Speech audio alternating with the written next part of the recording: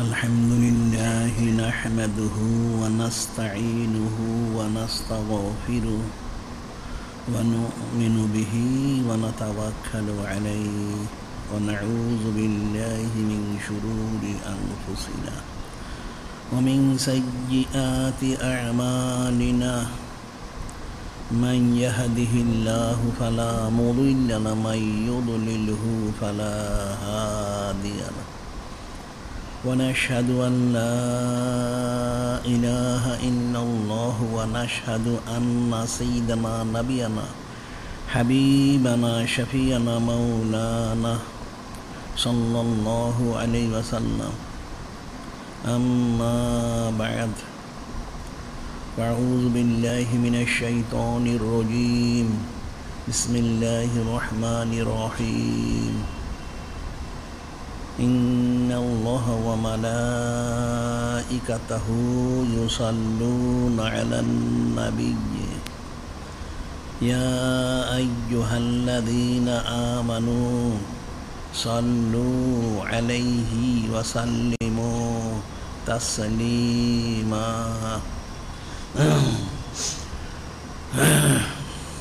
اللهم صل على سيدنا حبيبنا شفينا مولانا وسيلة إليك وآله وسلم اللهم صل على حبيبنا شفينا مولانا معدن الجود والكرم وآله وسلم اللهم صل على سيدنا حبيبنا شفينا مولانا النبي الأمي وآله وسلم اللهم صل على سيدنا حبيبنا شفينا مولانا وسيلة إليك وآله وسلم اللهم صل على حبيبنا شفينا مولانا معدن الجود والكرم وآله وسلم اللهم صل على سيدنا حبيبنا شفينا مولانا النبي الأمي وآله وسلم خطبة اليوم في فضائل ومسائل وحكم الحاج والعمرة شريف আজকের খুতবা মহাসম্মানিত মহোদয় হজ এবং উমরা শরীফ সম্পর্কে সুবহানাল্লাহি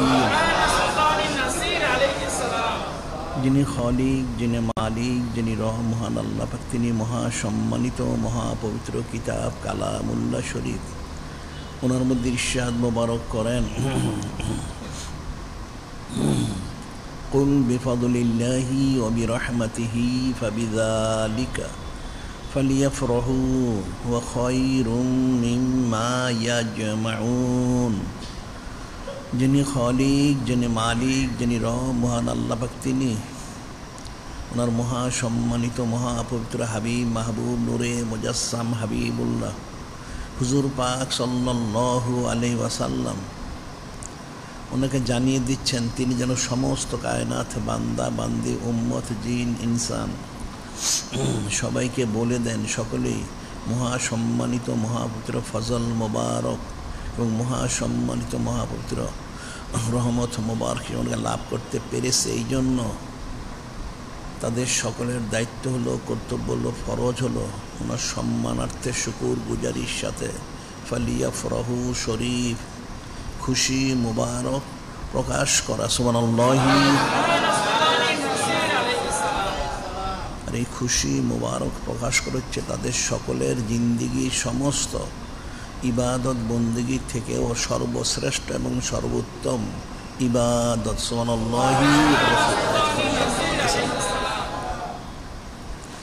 অর্থাৎ সমস্ত কায়নাতে একমাত্র যিনি সঈদুল মুরসালিন যিনি ইমামুল মুরসালিন খাতামুন নবীন নূরে মুজাসসাম হাবিবুল্লাহ হুজুর পাক সাল্লাল্লাহু আলাইহি ওয়াসাল্লাম ওনার সম্মানার্থে সর্বপ্রকার নেয়ামত মোবারক পেয়েছে পাচ্ছে এবং অনন্তকাল ধরে পেতেই থাকবে সুবহানাল্লাহি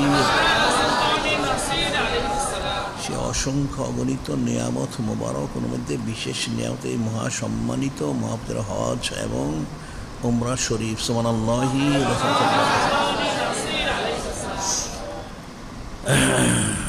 যিনি খালিক, যিনি মালিক, যিনি রব মহাল্লাবাক, তিনি ইরশাদ মোবারক করেন, ইয়া আইয়ুহাল্লাযীনা আমানু দুখুলু ফিস-সিলমি কাফা ওয়ালা তাত্তাবিউ খুতুওয়াতিশ শাইতান ইন্নাহু লাকুম আদুউম মুবিন।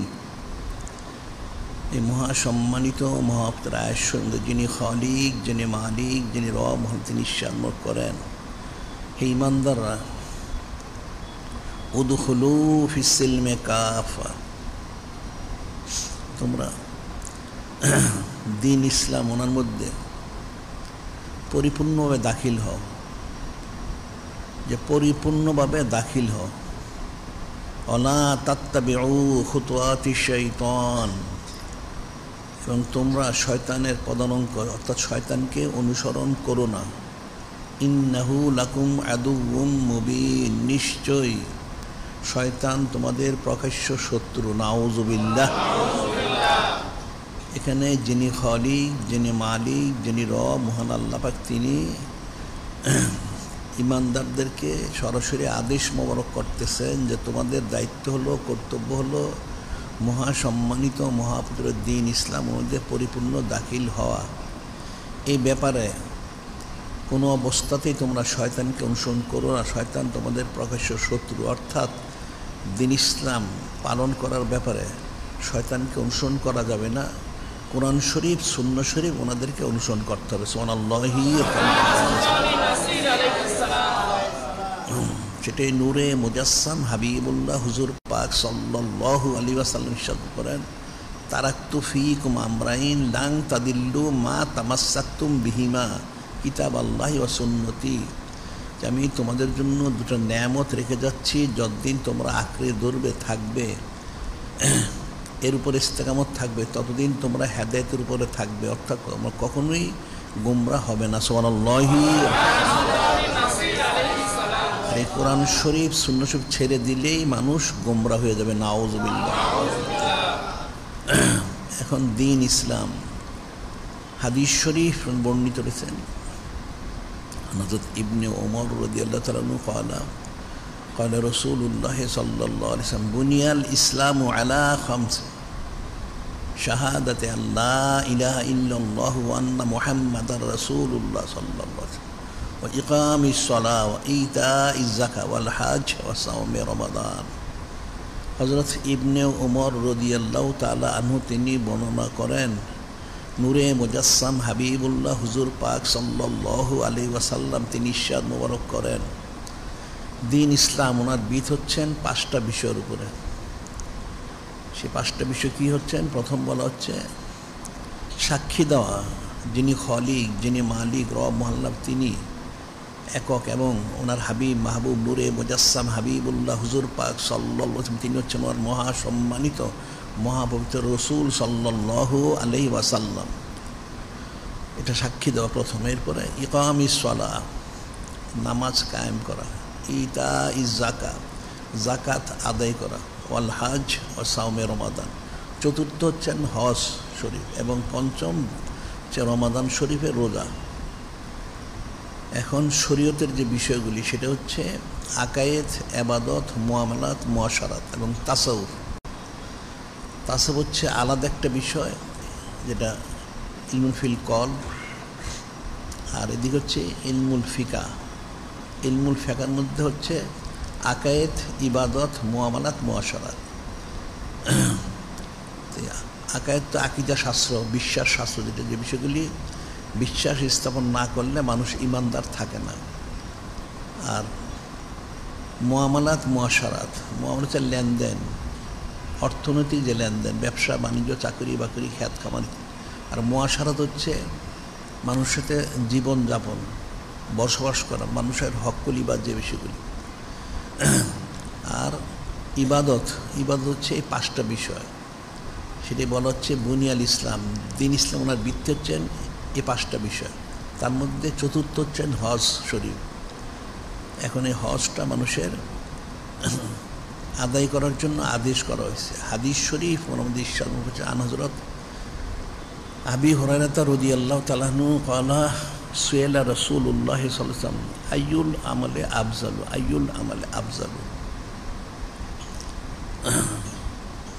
হযরত আবু হুরায়রা রাদিয়াল্লাহু তাআলা তিনি বর্ণনা করেন, নূরে মুজাসসাম হাবিবুল্লাহ হুজুর পাক সাল্লাল্লাহু আলাইহি ওয়াসাল্লাম তিনি জিজ্ঞেস করলেন যে আইয়ুল আমালে আফজালু, কোন আমলটা উত্তম? ক্বালা ঈমানুম বিল্লাহি ওয়া রাসূলিহি।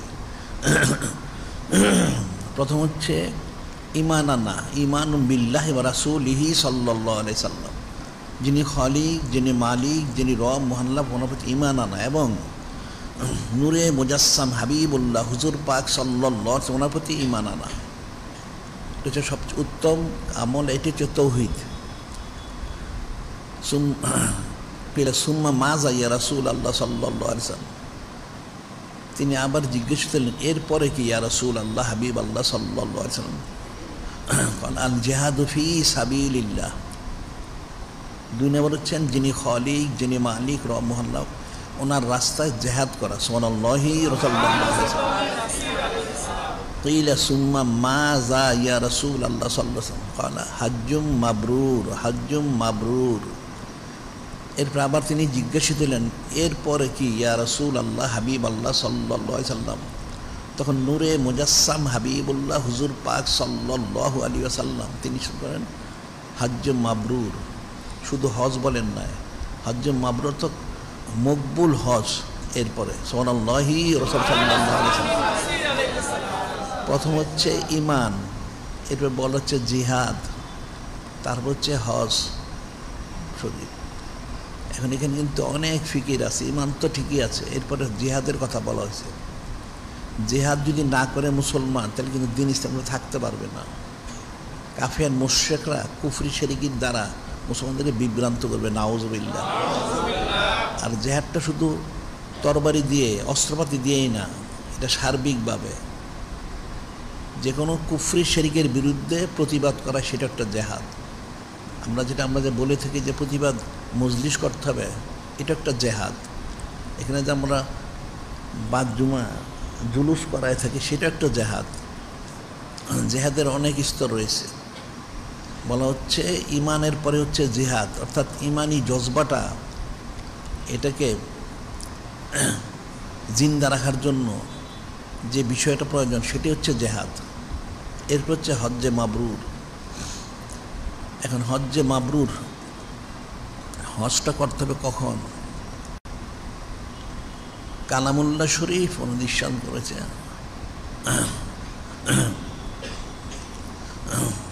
হজ শরীফের যে হজের সময় হচ্ছে হাদিস শরীফ বলছে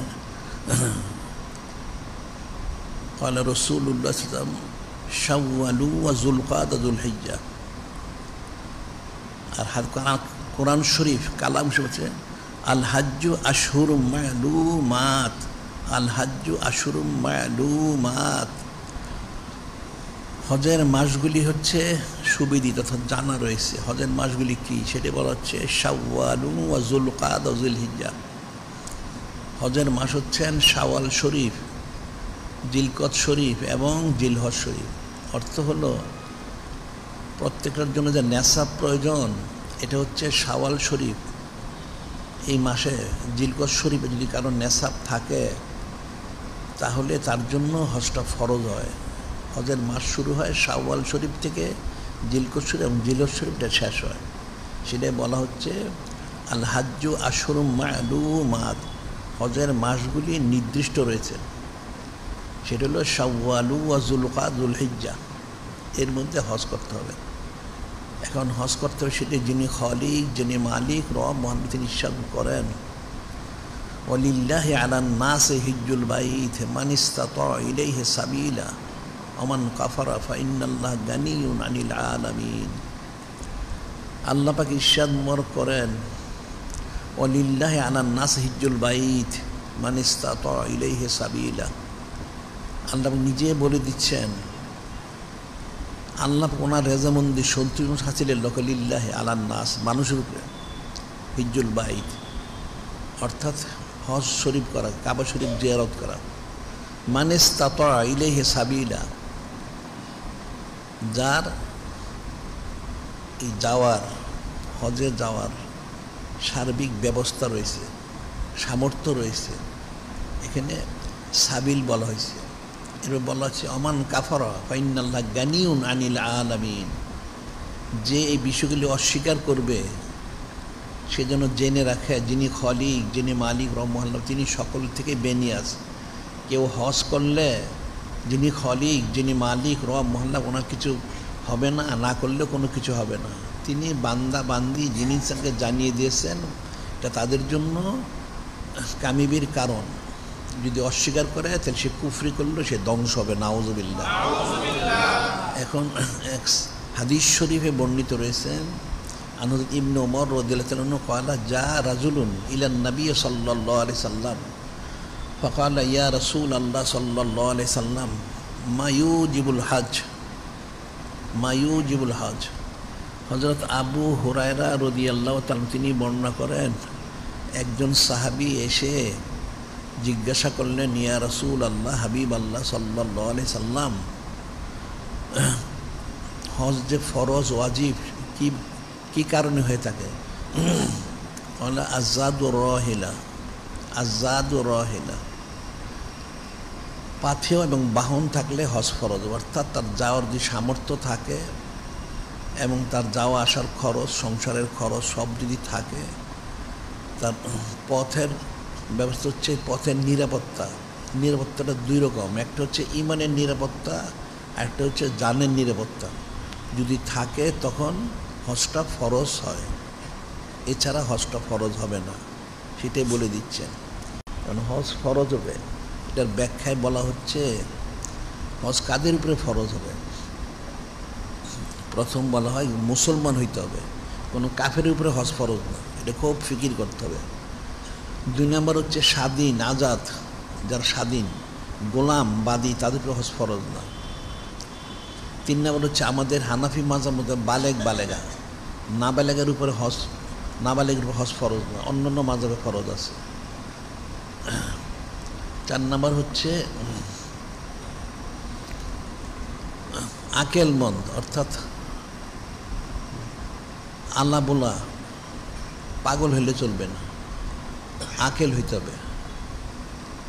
5 নম্বর হচ্ছে সুস্থ হইতে হবে, যার অসুস্থ ব্যক্তি, রুগী, চলাচল করতে পারেন, যেতে পারে না, অসুস্থ, তাদের জন্য হজ ফরজ না।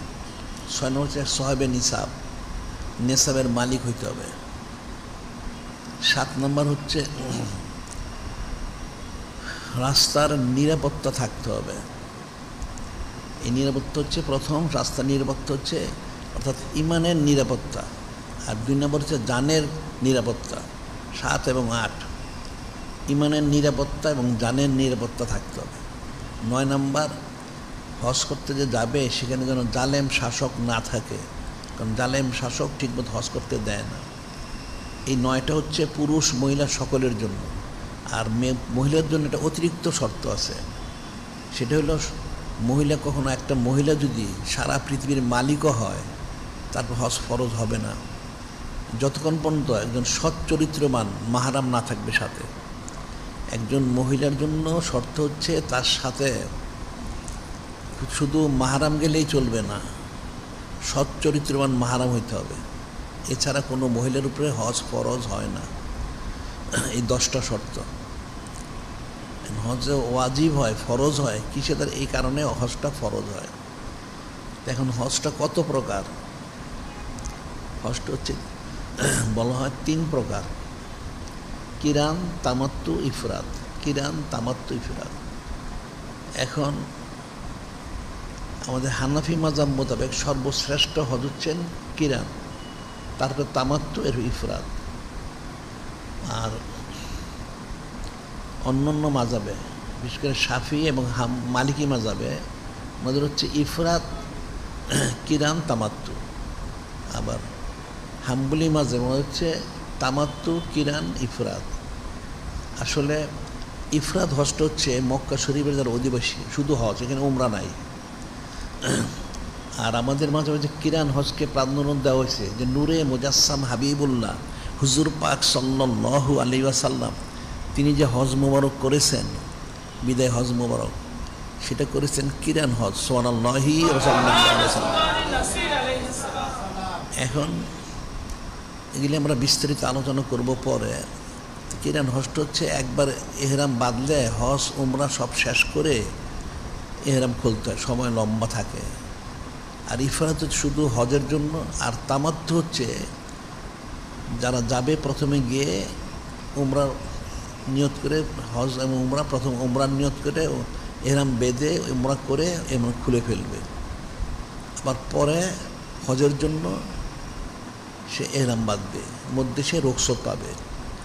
আর কিরান যারা হজ করে তারা শুরু থেকে এহরাম বাঁধবে, এটা একদম উমরা হজ সব শেষ করে তারপরে এহরাম খুলবে, এর আগে খুলতে পারবে না। আর হজ হচ্ছে ফরজ, আর উমরা শরীফ এটা হচ্ছে আমাদের মাযহাব, হচ্ছে উমরা শরীফ হচ্ছে সুন্নত মোবারকার অন্তর্ভুক্ত। আর শাফি মাযহাব হচ্ছে উমরা ফরজ। আর হাম্বলি মালিকি মাযহাবে দুইটা মত আছে, ফরজও আছে সুন্নতও আছে। কারণ আমাদের হচ্ছে এটা সুন্নত উমরা করা এবং হজ করতে হবে। হাদিস শরীফ ওনার মধ্যে বর্ণিত রয়েছেন, হযরত ইবনে আব্বাসিন রাদিয়াল্লাহু তাআলা আনহু ক্বালা ক্বালা রাসূলুল্লাহ সাল্লাল্লাহু আলাইহি সাল্লাম ইয়া আইয়ুহান নাস ইন্নাল্লাহ কাতাবা আলাইকুমুল হজ। হযরত ইবনে আব্বাস রাদিয়াল্লাহু তাআলা তিনি বর্ণনা করেন, নূরে মুজাসসাম হাবিবুল্লাহ হুজুর পাক সাল্লাল্লাহু আলাইহি ওয়াসাল্লাম তিনি এবার খুদ মোবারক বললেন, ইয়া আইয়ুহান নাস, হে মানুষেরা, ইন্নাল্লাহ কাতাবা আলাইকুমুল হজ, যে আল্লাহ পাক আপনাদের প্রতি হজ ফরজ করেছেন। ফাকামা আল-আকর ইবনে হাবিস রাদিয়াল্লাহু তাআলা, যখন এই বিষয়টা নূরে মুজাসসাম হাবিবুল্লাহ হুজুর পাক সাল্লাল্লাহু আলাইহি ওয়াসাল্লাম ইরশাদ করলেন, একজন সাহাবী, ওনার নাম হচ্ছে আকর ইবনে হাবিস রাদিয়াল্লাহু তাআলা, তিনি দাঁড়ায় গেলেন। ফাকামা হযরত আল-আকর ইবনে হাবিস রাদিয়াল্লাহু তাআলা ক্বালা আফি কুল্লি আমিন ইয়া রাসূলুল্লাহ সাল্লাল্লাহু আলাইহি সাল্লাম, আফি কুল্লি আমিন ইয়া রাসূলুল্লাহ সাল্লাল্লাহু আলাইহি সাল্লাম, আফি কুল্লি আমিন ইয়া রাসূলুল্লাহ সাল্লাল্লাহু আলাইহি সাল্লাম। ফাসাকাত হাত্তা ক্বালা সালাসা, ওই সাহাবী দাঁড়িয়ে পরপর তিনবার জিজ্ঞাসা করলেন, ইয়া রাসূলুল্লাহ, ইয়া হাবিব আল্লাহ সাল্লাল্লাহু আলাইহি সাল্লাম, হজটা কি প্রতি বছরই ফরজ? তিনবার বললেন, হজ কি প্রতি বছর ফরজ? হজটা কি প্রতি বছরই ফরজ হবে? ফাসাকাত হাত্তা ক্বালা সালাসা, নূরে মুজাসসাম হাবিবুল্লাহ হুজুর পাক সাল্লাল্লাহু আলাইহি ওয়াসাল্লাম ওনার কথাগুলি শুনে উনি কিন্তু কোনো জবাব দিলেন না, চুপ থাকলেন। তিনি তিনবার বললেন, যখন বলা শেষ হলো তখন বললেন, লাউ কুলতুহা নাম লাওয়াজাবাত ওয়া লাওয়াজাবাত লাম তা'মালু বিহা লাম তাস্তাতিউ আল হাজ্জু মাররাতুন ফামান যাদা ফাতাতাউ। যখন সেই সাহাবী রাদিয়াল্লাহু আনহু তিনবার পরপর বললেন, নূরে মুজাসসাম হাবিবুল্লাহ হুজুর পাক সাল্লাল্লাহু আলাইহি ওয়াসাল্লাম তিনি কোনো জবাব দিলেন না, তিনি বসে গেলেন। তখন বললেন, হে সাহাবী রাদিয়াল্লাহু তাআলা আনহু, লাউ কুলতুহা নাম, আমি যদি বলতাম যে হ্যাঁ, তাহলে লজাবা, তাইলে তো আপনার জন্য প্রতি বছরই হজ ফরজ হয়ে যেত। লাউ কুলতুহা নাম লাওয়াজাবাত লাম তা'মালু বিহা লাম তাস্তাতিউ, যদি প্রতি বছরই হজটা ফরজ করা হতো তাহলে তো উম্মতের পক্ষে সেটা কখনোই সম্ভব হতো না। হযরত সাহাবায়ে কিরাম রাদিয়াল্লাহু তাআলা ওনারা পারতেন, কিন্তু পরবর্তী উম্মত তো পারবে না। কাজী হজ হচ্ছে আল হাজ্জু মাররাতুন, হজ একবার ফরজ, ফামান যাদা ফাতাতাউ, এর অতিরিক্ত করলে সেটা নফল হবে। এখানে কিন্তু আরেকটা মাসালা, সেটা হলো যে নূরে মুজাসসাম হাবিবুল্লাহ হুজুর পাক সাল্লাল্লাহু আলাইহি ওয়াসাল্লাম তিনি যে শারে অর্থাৎ শরীয়ত প্রণেতা, তিনি যে শারে অর্থাৎ শরীয়ত প্রণেতা, তিনি যা বলেন সেটাই শরীয়ত, সেটা এখানে প্রমাণিত হচ্ছে যে নূরে মুজাসসাম হাবিবুল্লাহ হুজুর পাক সাল্লাল্লাহু আলাইহি ওয়াসাল্লাম তিনি ইরশাদ করলেন, আমি যদি বলতাম যে হ্যাঁ, তাহলে আমার উম্মতের প্রতি প্রতি বৎসর হজটা ফরজ হয়ে যেত, কিন্তু তিনি সেটা চান না উম্মতের কষ্ট হোক। কারণ বললে যে ফরজ হয়ে যেত তাহলে উম্মতের কখনো সম্ভব হতো না। এখন জীবনে একবার হজ করাই সম্ভব হয় না, মানুষ যেতে চায় না। তাহলে প্রতি বছর কী করে যাবে? হজ হচ্ছে জীবনে একবার করা ফরজ, অতিরিক্ত হচ্ছে সেগুলি নফল, মুস্তাহাব এবং ফজিলতের কারণ। এই প্রসঙ্গে ওকে আমরা বলে থাকি, একটা ঘটনা ঘটেছিল এক এলাকায়। সেটা হলো কিছু ডাকাত, এরা এক ব্যক্তি সম্পদশালী, তার বাড়িতে ডাকাতি করে তার মাল সামানা নিয়ে গেছে এবং তাকে তারা হত্যাও করেছে। নাউজুবিল্লাহ। তাকে কতল করে তার লাশটাকে পুড়িয়ে নিশ্চিহ্ন করার জন্য আগুন জ্বালিয়ে সে আগুনের মধ্যে তার লাশটা ফেলে দিয়েছিল। এখন সারা রাত্র কিন্তু তার লাশটা আগুনের মধ্যেই ছিল। যখন সকালবেলা আগুনটা নিভে গেল, সেই লোকটা কিন্তু যেভাবে ছিল সে ইন্তেকাল করেছে ঠিক স্বাভাবিক ছিল, তার শরীরে একটা পশমও পড়ে নাই। এই কথাটা ছড়িয়ে গেল সব এলাকায়। তো সে এলাকায় একজন বুজুর্গ ব্যক্তি ছিলেন। তো ওনার কাছে লোকরা জিজ্ঞাসা করলো, হুজুর এরকম ঘটনা ঘটেছে।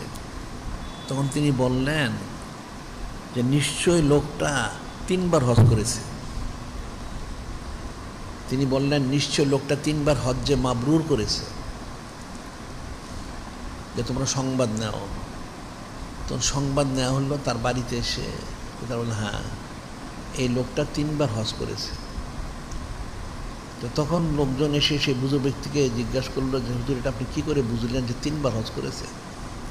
উনি বললেন কিতাবে আছে। কি আছে কিতাবে?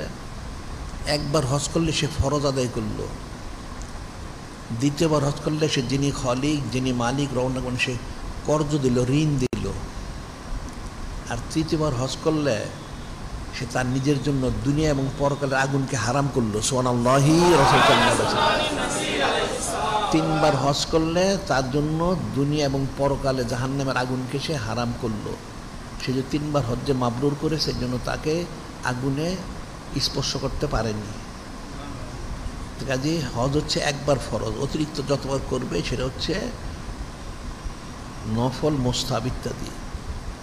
আর যেহেতু নূরে মুজাসসাম হাবিবুল্লাহ হুজুর পাক সাল্লাল্লাহু আলাইহি ওয়াসাল্লাম তিনি একবার হজ মোবারক করেছেন। অবশ্য হযরত সাহাবায়ে কিরাম রাদিয়াল্লাহু তোমরা অনেকবার হজ মোবারক করেছে। এখন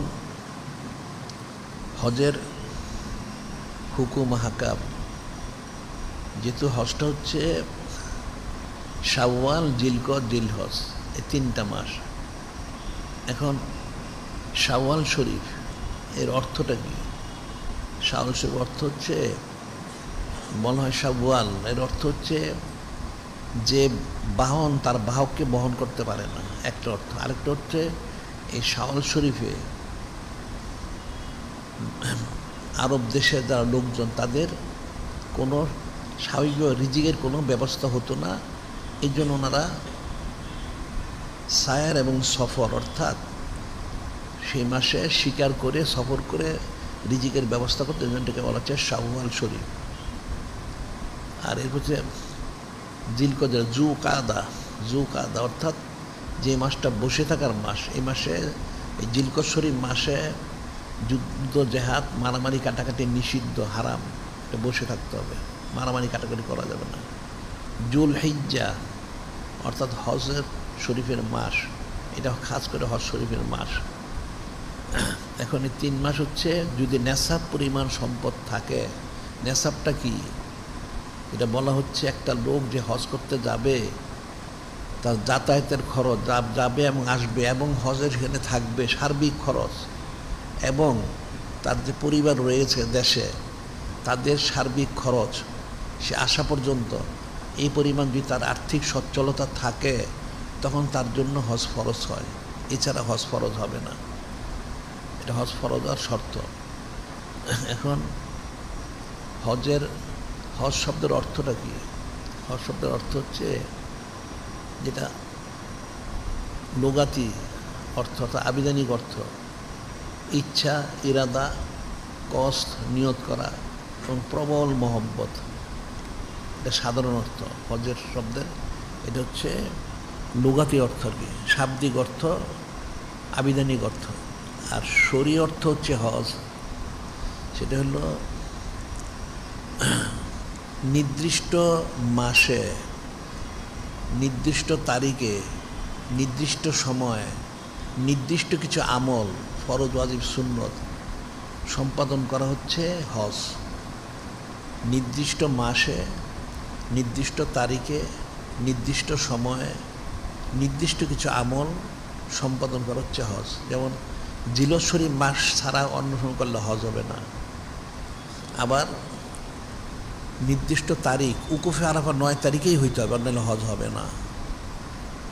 নির্দিষ্ট সময়, উকুফে আরাফার জন্য শর্ত সময় রয়ে গেছে, সূর্য ডলা থেকে সোবসা থেকে পুরো পর্যন্ত, এর মধ্যে অবস্থান করতে হবে, অন্যথায় হজ কোনো দিন হবে না। আর নির্দিষ্ট আমল, হজের যে ফরজ রয়ে গেছে, এহরাম বাঁধা, এর উকুফে আরাফা, তাওয়াফে জিয়ারত, এরপরে রয়ে গেছে সাই, মুজদালিফা অবস্থান করা, রমি কঙ্কন নিক্ষেপ করা, হলক কুরবানি করে হলক চুল কাটা, এর মধ্যে আরও অন্য আমল রয়ে গেছে। এটা হলো হজ। আর উমরা শরীফ বলা হয়, উমরা হচ্ছে অর্থাৎ জিয়ারত করা। উমরা শব্দের লুগাতি অর্থ, আবিধানিক অর্থ হচ্ছে জিয়ারত করা।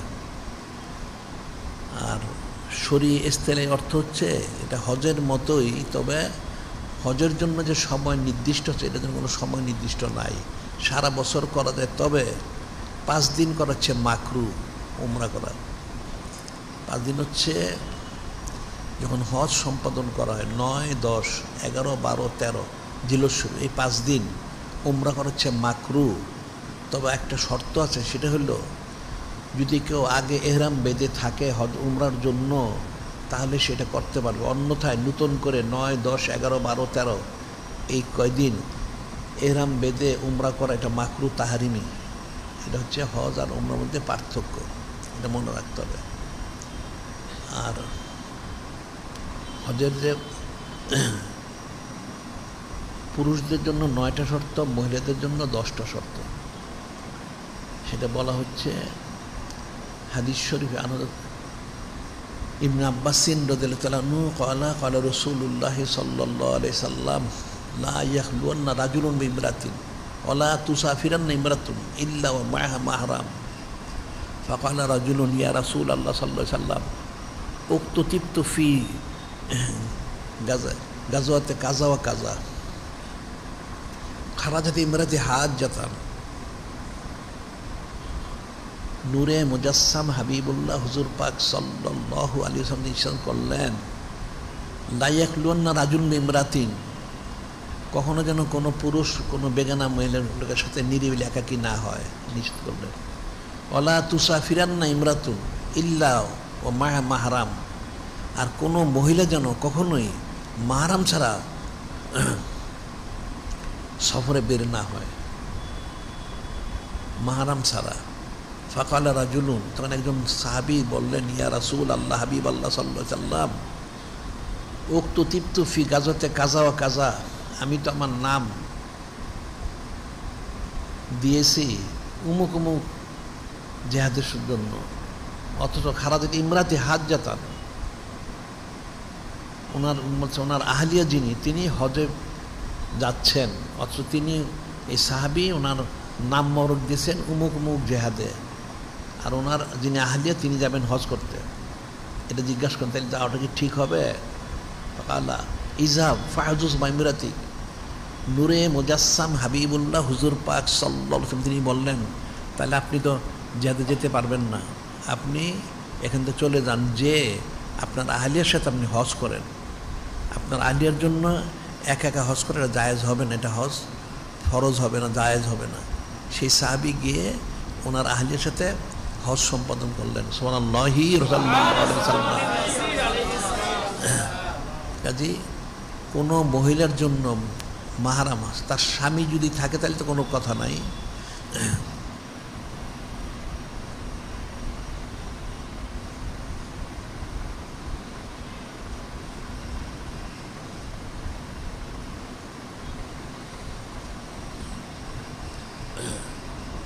স্বামী না থাকলে সচ্চরিত্রবান মাহারাম থাকতে হবে, অন্যথায় হজ মহিলাদের ফরজই হয় না। বিষয়টা খুব ফিকির করতে হবে, হজ ফরজের শর্ত। এখন যদি কারো হজ ফরজ হয় তাহলে হাদিস হচ্ছে আনহু ইবনে আব্বাসিন রাদিয়াল্লাহু তাআলা আনহু ক্বালা ক্বালা রাসূলুল্লাহ সাল্লাল্লাহু আলাইহি সাল্লাম মান আরাদাল হাজ্জা ফালিউআজ্জিল, যদি কেউ হজ তার ফরজ হয়ে গেছে, সে নিয়ত করেছে, তাহলে সে যেন তাড়াতাড়ি হজটা করে নেয়। কারণ হয়তো এই বছর তার সচ্ছলতা আছে, পরের বছর নাও থাকতে পারে। এখন ফরজ হয়ে গেছে, তাকে করতে হবে। যদি তার সচ্ছলতা থাকে, সব ব্যবস্থা থাকে, এটা আদেশ মোবারক করা হয়েছে। এবার হজের মধ্যে হজ তো করতে যাবে, ঠিক আছে, তাহলে সেখানে তার আমলটা কি হবে সেটাই বলা হচ্ছে কালামুল্লাহ শরীফে, ফামান ফারাদা ফিন্নাল হাজ ফালা রফাসা ওয়ালা ফুসুকা ওয়ালা জিদালা ফিল হজ ওমা তাফআলু মিন খাইরি আলাহুল্লাহ ওয়া তাযাওয়াদু ফাইন্না খায়রাজ যাদিত তাকওয়া ওয়াত্তাকুনি ইয়া উলিল আলবাব। এখানে যিনি খালিক, যিনি মালিক, রমণকে নিঃসরণ করেন, ফামান ফারাদা ফিন্নাল হজ, যাদের হজ ফরজ হবে, হজ করতে যারা যাবে, ফাল্লা রফাসা ওলা ফুসুক ওলা জিদালা ফিল হজ, তারা যেন হজে যে অশ্লীল কাজ যেন না করে, নাফরমানিমূলক কোনো কাজ না করে, ঝগড়াঝাটি মারামারি যেন না করে, আল্লাহ নিষেধ করে দিয়েছে। কিন্তু অনেক ফিকির আছে, কিন্তু এখানে বলা হচ্ছে হজ করতে হবে যাদের ফরজ হয়ে গেছে, তবে হজে যে ফাল্লা রফাসা ওলা ফুসুক ওলা জিদালা ফিল হজ, রফাস অর্থ হলো অশ্লীল হারাম কাজ, শরীয়তের খেলাফ অশালীন কাজ, এগুলি যেন না করে। আর ফুসুক অর্থ হলো নাফরমানি, কবিরা গুণামূলক কোনো কাজ যেন না করে, ফিস্ক ফুজুর ওলা জিদালা, ঝগড়াঝাটি মারামারি যেন না করে। ওমা তাফআলু মিন খাইরি ইয়ালামুল্লাহ ওমা তাফআলু মিন খাইরিন ইয়ালামুল্লাহ, যে তোমরা যে আমল করো সেটা আল্লাহ পাক জানেন। আল্লাহ বলে দিচ্ছেন ওমা তাফআলু মিন খাইরিন ইয়ালামুল্লাহ ওয়া তাযাওয়াদু ফাইন্না খায়রাজ যাদিত তাকওয়া ওয়াত্তাকুনি ইয়া উলিল আলবাব, তোমরা পাথেয় সংগ্রহ করো, উত্তম পাথে হচ্ছে তাকওয়া, পরেজগারি। সুবহানাল্লাহি সাল্লাল্লাহু আলাইহি ওয়াসাল্লাম। এখন এই যেখানে বলা হয়েছে যে আমরা যে বলি বর্তমানে হজ এটা হবে না, এটা কিন্তু বাতিল ফেরকা ওলামায়ে সু, খারিজি রাফিজি মুতাজিলা অনেকে এরা বলে থাকে আমরা নাকি হজ করতে নিষেধ করি। নাউযুবিল্লাহ, আমরা নিষেধ করি না, আমরা কোরআন শরীফ সুন্নাহর কথা বলি। এখানে বলা হচ্ছে ফাল্লা রফাসা ওলা ফুসুক ওলা জিদালা ফিল হজ, হজে যে অশ্লীল বেপর্দা বেহায় কাজ করো না। এখন কিন্তু হজে বেপর্দা হয়, আর অশ্লীল এখন গেলে হারাম কাজ করে। কি হারাম কাজটা করে? ছবি তোলে। প্রথমেই কিন্তু নিয়ম হয়ে গেছে এদেরকে, একটা লোক যে তার যে হজ করতে যাবে, যে অনুমোদন নিবে সরকারি, তার যে অনুমোদন, যেটাকে পাসপোর্ট বলা হয়, সেখানে তাকে ছবি তুলতে হবে, 1 নাম্বার। 2 নাম্বার হলো হজে যেতে হলে কতগুলি ছবি জমা দিতে হয়, শুরুতে শেষ পর্যন্ত প্রায় 18টা ছবি দিতে হয়। এরপরে যখন সে হজ করতে যায়, যারা গেছে তারা জানবে, সেখানে এখন মক্কা শরীফ এবং মদিনা শরীফের মধ্যে এখন শেষ আমরা যে হিসাব নিয়েছিলাম সেটা অনুযায়ী এক জায়গায় প্রায় 6000 6500 তারা ক্যামেরা থেকে নিয়ে বসিয়েছে। নাউযুবিল্লাহ। তাদের যে ক্যামেরাগুলি, এগুলির যে ছবি তোলার যোগ্যতা কতটুকু, সাধারণত যে সমস্ত ক্যামেরা পাওয়া যায় বাজারে, এগুলি প্রতি মুহূর্তে 25-30টা ছবি তুলতে পারে, যেগুলি ভালো, প্রতি মুহূর্তে। আর ওখানে তারা যেগুলি ক্যামেরাগুলি বসিয়েছে সেগুলি প্রতি মুহূর্তে কমপক্ষে 400 ছবি তোলে। নাউযুবিল্লাহ।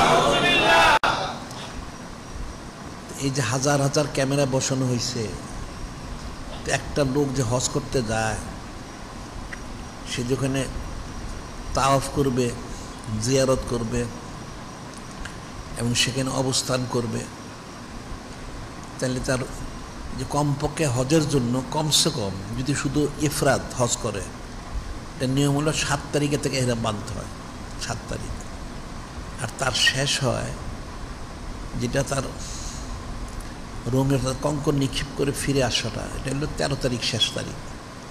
তাহলে 7 তারিখ থেকে তার যে কমপক্ষে কয়দিন, 7, 8, 9, 10, 11, 12, 13, 7 দিন কমপক্ষে। যদি আগে আসে তাহলে 12 তারিখ আসতে পারে, তাহলে 6 দিন। 7 তারিখে থেকে এহরাম বাঁধতে হয়, একদম সবচেয়ে নিম্ন সময়। আর আগে যারা যায় তারা তো অনেক আগেই বেঁধে থাকে।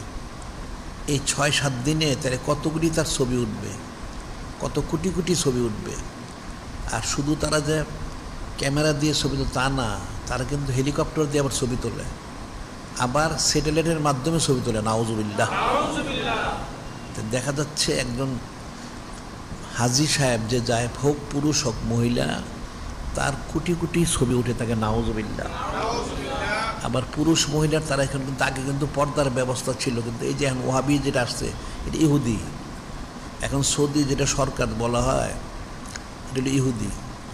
এখন দুনিয়ার সমস্ত হারাম কাজ সে করতে, এটা প্রকাশ হয়ে গেছে। নাউজুবিল্লাহ। আমরা আরও 40-50 বছর আগেই বলেছিলাম এটা একটা ইহুদি, এটা মানুষ কুফরি করাবে, তাই এখন সেটাই প্রকাশ হচ্ছে। একদিন মানুষ বুঝে নেয় যে আমরা বলেছি যে তারা ইহুদি ওহাবি, তো মানুষ বলতে এটা কেমনভাবে কী করে সম্ভব। এখন তো হাকিকত প্রকাশ হয়েছে। এখন তাদের কথিত তাদের এলাকায় এমন কোনো হারাম কাজ নেই তারা করে না। তাদের সিনেমা সহ যত অশ্লীল অশালীন, এমনকি শরাবখানাও খুলছে। নাউজুবিল্লাহ। পর্দার তো কোনো গুরুত্বই নাই। নাউজুবিল্লাহ। একটা লোক যে হজ করতে যাবে, উমরা করতে যাবে, তাহলে সে কেন যাবে? তাকে তো বলা হয়েছে হজ্জে মাবরুর করার জন্য। সে যখন এই হাজার হাজার ছবি তোলে, তাহলে মাবরুর হবে কোত্থেকে? হজ্জে মাবরুর তো তার কোনো দিন হবে না। এবং উত্তম পাথে হচ্ছে তাকওয়া পরেজগারি। তো তাকওয়া থাকলো কোথায়? পাথেও তো নিতেই হবে, তাকওয়া পরেজগারি থাকতে হবে, তাহলে হজ তার কী করে হবে? যেমন একটা হাদিসে বলা হচ্ছে, আনস ইবনে আব্বাস রাদিয়াল্লাহু তাআলা আনহু ক্বালা কানা আহলুল ইয়েমেন, কানা আহলুল ইয়েমেন ইয়াহুজ্জুন ফালিয়াতাযাওয়াদুন ওয়া ইয়াকুলুন নাহনু আল মুতাওয়াক্কিলুন ফাইজা কাদিমু মক্কাতা সাআলুন নাসা ফানজালাল্লাহু তাআলা তাযাওয়াদু ফাইন্না খায়রাজ যাদিত তাকাত্তাকুন ইয়া উলিল আলবাব। এখানে অনেক ফিকির রয়ে গেছে। এখানে হাদিসে বলা হচ্ছে, হযরত ইবনে আব্বাস রাদিয়াল্লাহু তিনি বর্ণনা করতেছেন, কানা আহলুল ইয়েমেন, ইয়েমেনের কিছু অধিবাসী ছিল ইয়েমেনের, তারা হজ করতে যেত। ইয়াহুজ্জুন ফালা ইয়াতাযাওয়াদুন, তারা কোনো পাথেও নিত না। ফালা ইয়াতাযাওয়াদুন ইয়াকুলুন নাহনু আল মুতাওয়াক্কিলুন, ওই হাজী সাহেব ওনারা বলতেন যে আমরা হলাম তাওয়াক্কুলকারী, আমাদের কোনো পাথেও প্রয়োজন নাই। ফাইজা কাদিমু মক্কাতা সাআলুন নাস, কিন্তু তারা যখন মক্কা শরীফ আসতো, সে মানুষের কাছে তারা খয়রাত করতো। নাউজুবিল্লাহ। ফানজালাল্লাহু তাআলা তাযাওয়াদু ফাইন্না খায়রাজ যাদিত তাকাত্তাকুন ইয়া উলিল আলবাব। তখন আল্লাহ পাক আয়াত নাজিল করলেন, হে ব্যক্তিরা যারা হজ করতে আসো, তোমরা পাথে অবলম্বন করো। উত্তম পাথে হচ্ছে কি? তাকওয়া পরেজগারি। এই বিষয়ে যিনি খলিক, যিনি মালিক, আল্লাহ অনেক তোমরা ভয় করো। উত্তম পাথে হচ্ছে তাকওয়া পরেজগারি। এখন কিন্তু ফিকিরের বিষয়, হাজী সাহেব হজ করতে গেছে, তাওয়াক্কুলকারী, সে পাথেও নেয় নাই। সে মক্কা শরীফে গিয়ে সোয়াল করে যে আল্লাহ পাক এটা পছন্দ করলেন না যে তুমি তাকওয়া অবলম্বন করো। এটা যদি তাকওয়ার খেলাফ হয়, তাহলে ওখানে গিয়ে যারা ছবি তোলে, বেপর্দা হয়, তাহলে সেটা কী করে গ্রহণযোগ্য হবে? ওরা তো ফিকিরের বিষয়। এখন যদি বলে সেই প্রসঙ্গে আয়াত তো নাজিল হয়েছেই। আল্লাহ পাক কোরআন স্পষ্ট বলেছেন, ফাস্তানিবুর রিসা মিনাল আওসান অস্তানিবু কাওলা জুর। আল্লাহ পাক স্পষ্ট বলে দিয়েছেন, ফাস্তানিবুর রিসা মিনাল আওসান অস্তানিবু কাওলা জুর, যে ফাস্তানিবুর রিসা মিনাল আওসান, যে তোমরা মূর্তি ছবির অপবিত্র থেকে বেঁচে থাকো। মূর্তি ছবি বা সংশ্লিষ্ট যা আছে, এরা যা নাম দেখ, যেটাই হোক, মূর্তি হোক, ছবি হোক, বা যেটা যা কিছু বানায়, মাটি দিয়ে হোক, পাথর দিয়ে হোক, কলম দিয়ে হোক, বা ক্যামেরা আলো দিয়ে হোক, যেটি তারা তৈরি করে, এই সমস্ত এর অপবিত্র থেকে তোমরা বেঁচে থাকো। আল্লাহ পাক স্পষ্ট বললেন ফার্স্ট রিসা মিনাল আওসান অস্তানিবু কাওলা জুর। এখানে কাওলা জুর যদি বলা হয় যে মিথ্যা, অর্থাৎ মিথ্যা কথা শুধু না, অশ্লীল অশালীন কথাবার্তা, গান বাজনা বা শরীরের খেলাপ কথাবার্তা, এই সমস্ত কিছু থেকে তোমরা বেঁচে থাকো। এই কাজ মুসলমানের জন্য করা শোভনীয় না। তো এখন এখানে স্পষ্ট বলা হচ্ছে ছবি এবং মূর্তির অপোজিট থেকে। দেন হজ করতে সে যাবে, এই কাজগুলি করলো। আল্লাহ বলেছেন আল্লাহ রফাস আল্লাহ ফুসুকা আল্লাহ জিদালা, অশ্লীল কাজ করো, বেপর্দা ব্যয় হয়েও না, এবং নাফরমানি কাজ করো না। তাহলে ছবি তোলাটা কত বড় নাফরমানি, এটা তো ফিকির করতে হবে। তাহলে এই হারাম কাজগুলি করতে নিষেধ করা হয়েছে। আর বলা হচ্ছে যেখানে হজের শর্ত হচ্ছে, আসলে মানুষ এই জিনিসটা বুঝে না, যে মানুষের নিরাপত্তা, এরা সাধারণভাবে বলে পথের নিরাপত্তা। তাই পথের কী নিরাপত্তাটা? পথের যে নিরাপত্তা, এটি কী নিরাপত্তা? কে জানের নিরাপত্তা, শুধু জানের নিরাপত্তা? আরে জানের যদি নিরাপত্তা নাও থাকে, অথবা হজে গিয়ে যদি মারা যায়, তারও ফজিলত আছে। সেটা হচ্ছে হাদিস রয়ে গেছে। আনন্দ আবি হুরায়রা রাদিয়াল্লাহু আনহু ক্বালা ক্বালা রাসূলুল্লাহ সাল্লাল্লাহু আলাইহি ওয়াসাল্লাম মান খরাজা হাজ্জান ফামাতা কাতাবাল্লাহু লাহু আজরাল হজ ইলা ইয়াউমিল কিয়ামা। মান খরাজা মুতামিরান ফামাতা কাতাবাল্লাহু লাহু আজরাল মুতামির ইলা ইয়াউমিল কিয়ামা। মান খরাজা গাজিয়ান ফামাতা কাতাবাল্লাহু আজরাল গাজি ইলা ইয়াউমিল কিয়ামা। এই হাদিস ইসলাম করা হচ্ছে, কোনো ব্যক্তি হজ করতে বের হলো, হজ করতে যেয়ে রাস্তায় সে মারা গেল, অথবা কেউ তাকে হয়তো শহীদ করলো, কতল করলো, তাহলে সেই ব্যক্তি যে হজ করতে যে মারা গেল, মারা যাওয়ার কারণে কিয়ামত পর্যন্ত যতগুলি হজ হবে, প্রত্যেকটা হজের সওয়াব তার আমলনামায় দেওয়া হবে। সুবহানাল্লাহি। এক নম্বর। আর কেউ উমরা করতে বের হলো, উমরা থেকে সেও মারা গেল, কিয়ামত পর্যন্ত যতগুলি উমরা হবে, প্রত্যেকটা উমরার সওয়াব নেকি তার আমলনামায় দেওয়া হবে। সুবহানাল্লাহ। কেউ জেহাদ করতে বের হলো, জেহাদ করতে গিয়ে সে শহীদ হয়ে গেল, তাহলে কিয়ামত পর্যন্ত যতগুলি জেহাদ হবে, সমস্ত জেহাদের ফজিলত সওয়াব নেকিগুলি তার আমলনামায় দেওয়া হবে। সুবহানাল্লাহ। এখন পথের নিরাপত্তা, জানের নিরাপত্তা, এটা শর্ত ঠিকই আছে, কিন্তু যদি তার ব্যতিক্রমও হয়, সে কিন্তু ফজিলত ঠিকই পাবে। কিন্তু ইমানের নিরাপত্তা যদি না থাকে, সে যদি গিয়ে রাস্তা গিয়ে যদি কাফের হয়ে যায়, নাউজুবিল্লাহ, তাহলে তার হজই তো ফরজ থাকে না, আর ফজিলত পাবে কোত্থেকে? হজ যে ফরজ হওয়ার জন্য শর্ত রয়ে গেছে মুসলমান হওয়া, ইমানদার হওয়া, সে তো ইমানদারই না।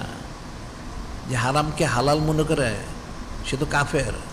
ইস্তেলালুল মাসে তো কুফরুন, কোনো হারামকে হালাল মনে করা সে কুফরি, সে কাফের হয়ে যায়, তার তো হজই ফরজ না, আর সে মারা গেলে কাফের হিসেবে মারা যাবে। নাউজুবিল্লাহ। তো বিষয়টা কিন্তু ফিকিরের বিষয়। এই জন্য হাদিস শরীফে বলা হয়েছে, আনন্দ আবি হুরায়রা রাদিয়াল্লাহু আনহু ক্বালা ক্বালা রাসূলুল্লাহ সাল্লাল্লাহু আলাইহি ওয়াসাল্লাম মান হাজ্জা লিল্লাহি ফালা ইয়ারফাস ওয়ালা ইয়াফসুক রাজা কাইয়ামা ওয়ালাদু উম্মুহু। মান হাজ্জা লিল্লাহি, যে যিনি খালিক, যিনি মালিক, রহমাল্লাহ, ওনার রেজামন্দি সন্তুষ্ট হাসিলের উদ্দেশ্যে হজ করলো, ফালা ইয়ারফাস ওয়ালা ইয়াফসুক, সে কোনো অশ্লীল অশালীন বেপরদা ব্যয়ের কাজ করলো না, হারাম কাজ করলো না, আবার কোনো নাফরমানিমূলক কাজ করলো না। এই দুইটা বলা হচ্ছে। ওই আয়াত শরীফের ব্যাখ্যা, সে কোনো বেপরদা বেহায়া অশ্লীল অশালীন কাজ করে না, আবার কোনো হারাম নাফরমানিমূলক কোনো কাজ সে করলো না। ফালা মিয়ার ফতল এফসু রাজা কাইয়মে ওয়ালাদু উম্মুহু, সে হজ থেকে এমনভাবে প্রত্যাবর্তন করবে যেন আজকেই তার জন্ম হয়েছে। সুবহানাল্লাহ। সে মাসুম, নিষ্পাপ হয়ে যাবে। যদি সে হজ্জে মাবরুর করে, হজ্জে মাবরুর না করলে কোনো ফজিলত নাই। আর হজ্জে মাবরুর করতে হলে সমস্ত পাপ থেকে বেঁচে থাকতে হবে। এই তিনটা যে বলা হচ্ছে, কোনো বেপরদা ব্যয় হইতে পারবে না, নাফরমানি কোনো কাজ করতে পারবে না, সেখানে যে ঝগড়াঝাটি মারামারি কাটাকাটি করতে পারবে না, তাহলে সে তার হজটা হজ্জে মাবরুর হবে। অন্যথায় কখনোই হজ্জে মাবরুর হবে না। হজের তো অনেক ফজিলত বলা হয়েছে, মানুষ হজ করতে, ঠিক আছে হজ করতে হবে, কিন্তু এখন যে পরিস্থিতি, আসলে মানুষ হজটা ফরজই হয় না। নাউজুবিল্লাহ। ফরজের যে শর্ত সারায়, সেটা একটা ঠিক থাকে না। এখন জুমার নামাজ পড়তে হবে জোহরের সময়, আসরক্তকে যে জুমার নামাজ পড়ে সেটা তো কোনোদিন হবে না। এশার সময় যে ফজরের নামাজ পড়ে সেটা হবে না। সে সময় মতো করতে যখন তার ফরজ হয়। তাই হজ নেশা পরিমাণ থাকলে ফরজ হবে, কিন্তু আরও তো শর্ত রয়ে গেছে। মুসলমান হইতে হবে, তাকে স্বাধীন হইতে হবে, গোলাম বাদী হইতে পারবে না, আবার বালেগ হইতে হবে, না বালেগ হইলে চলবে না।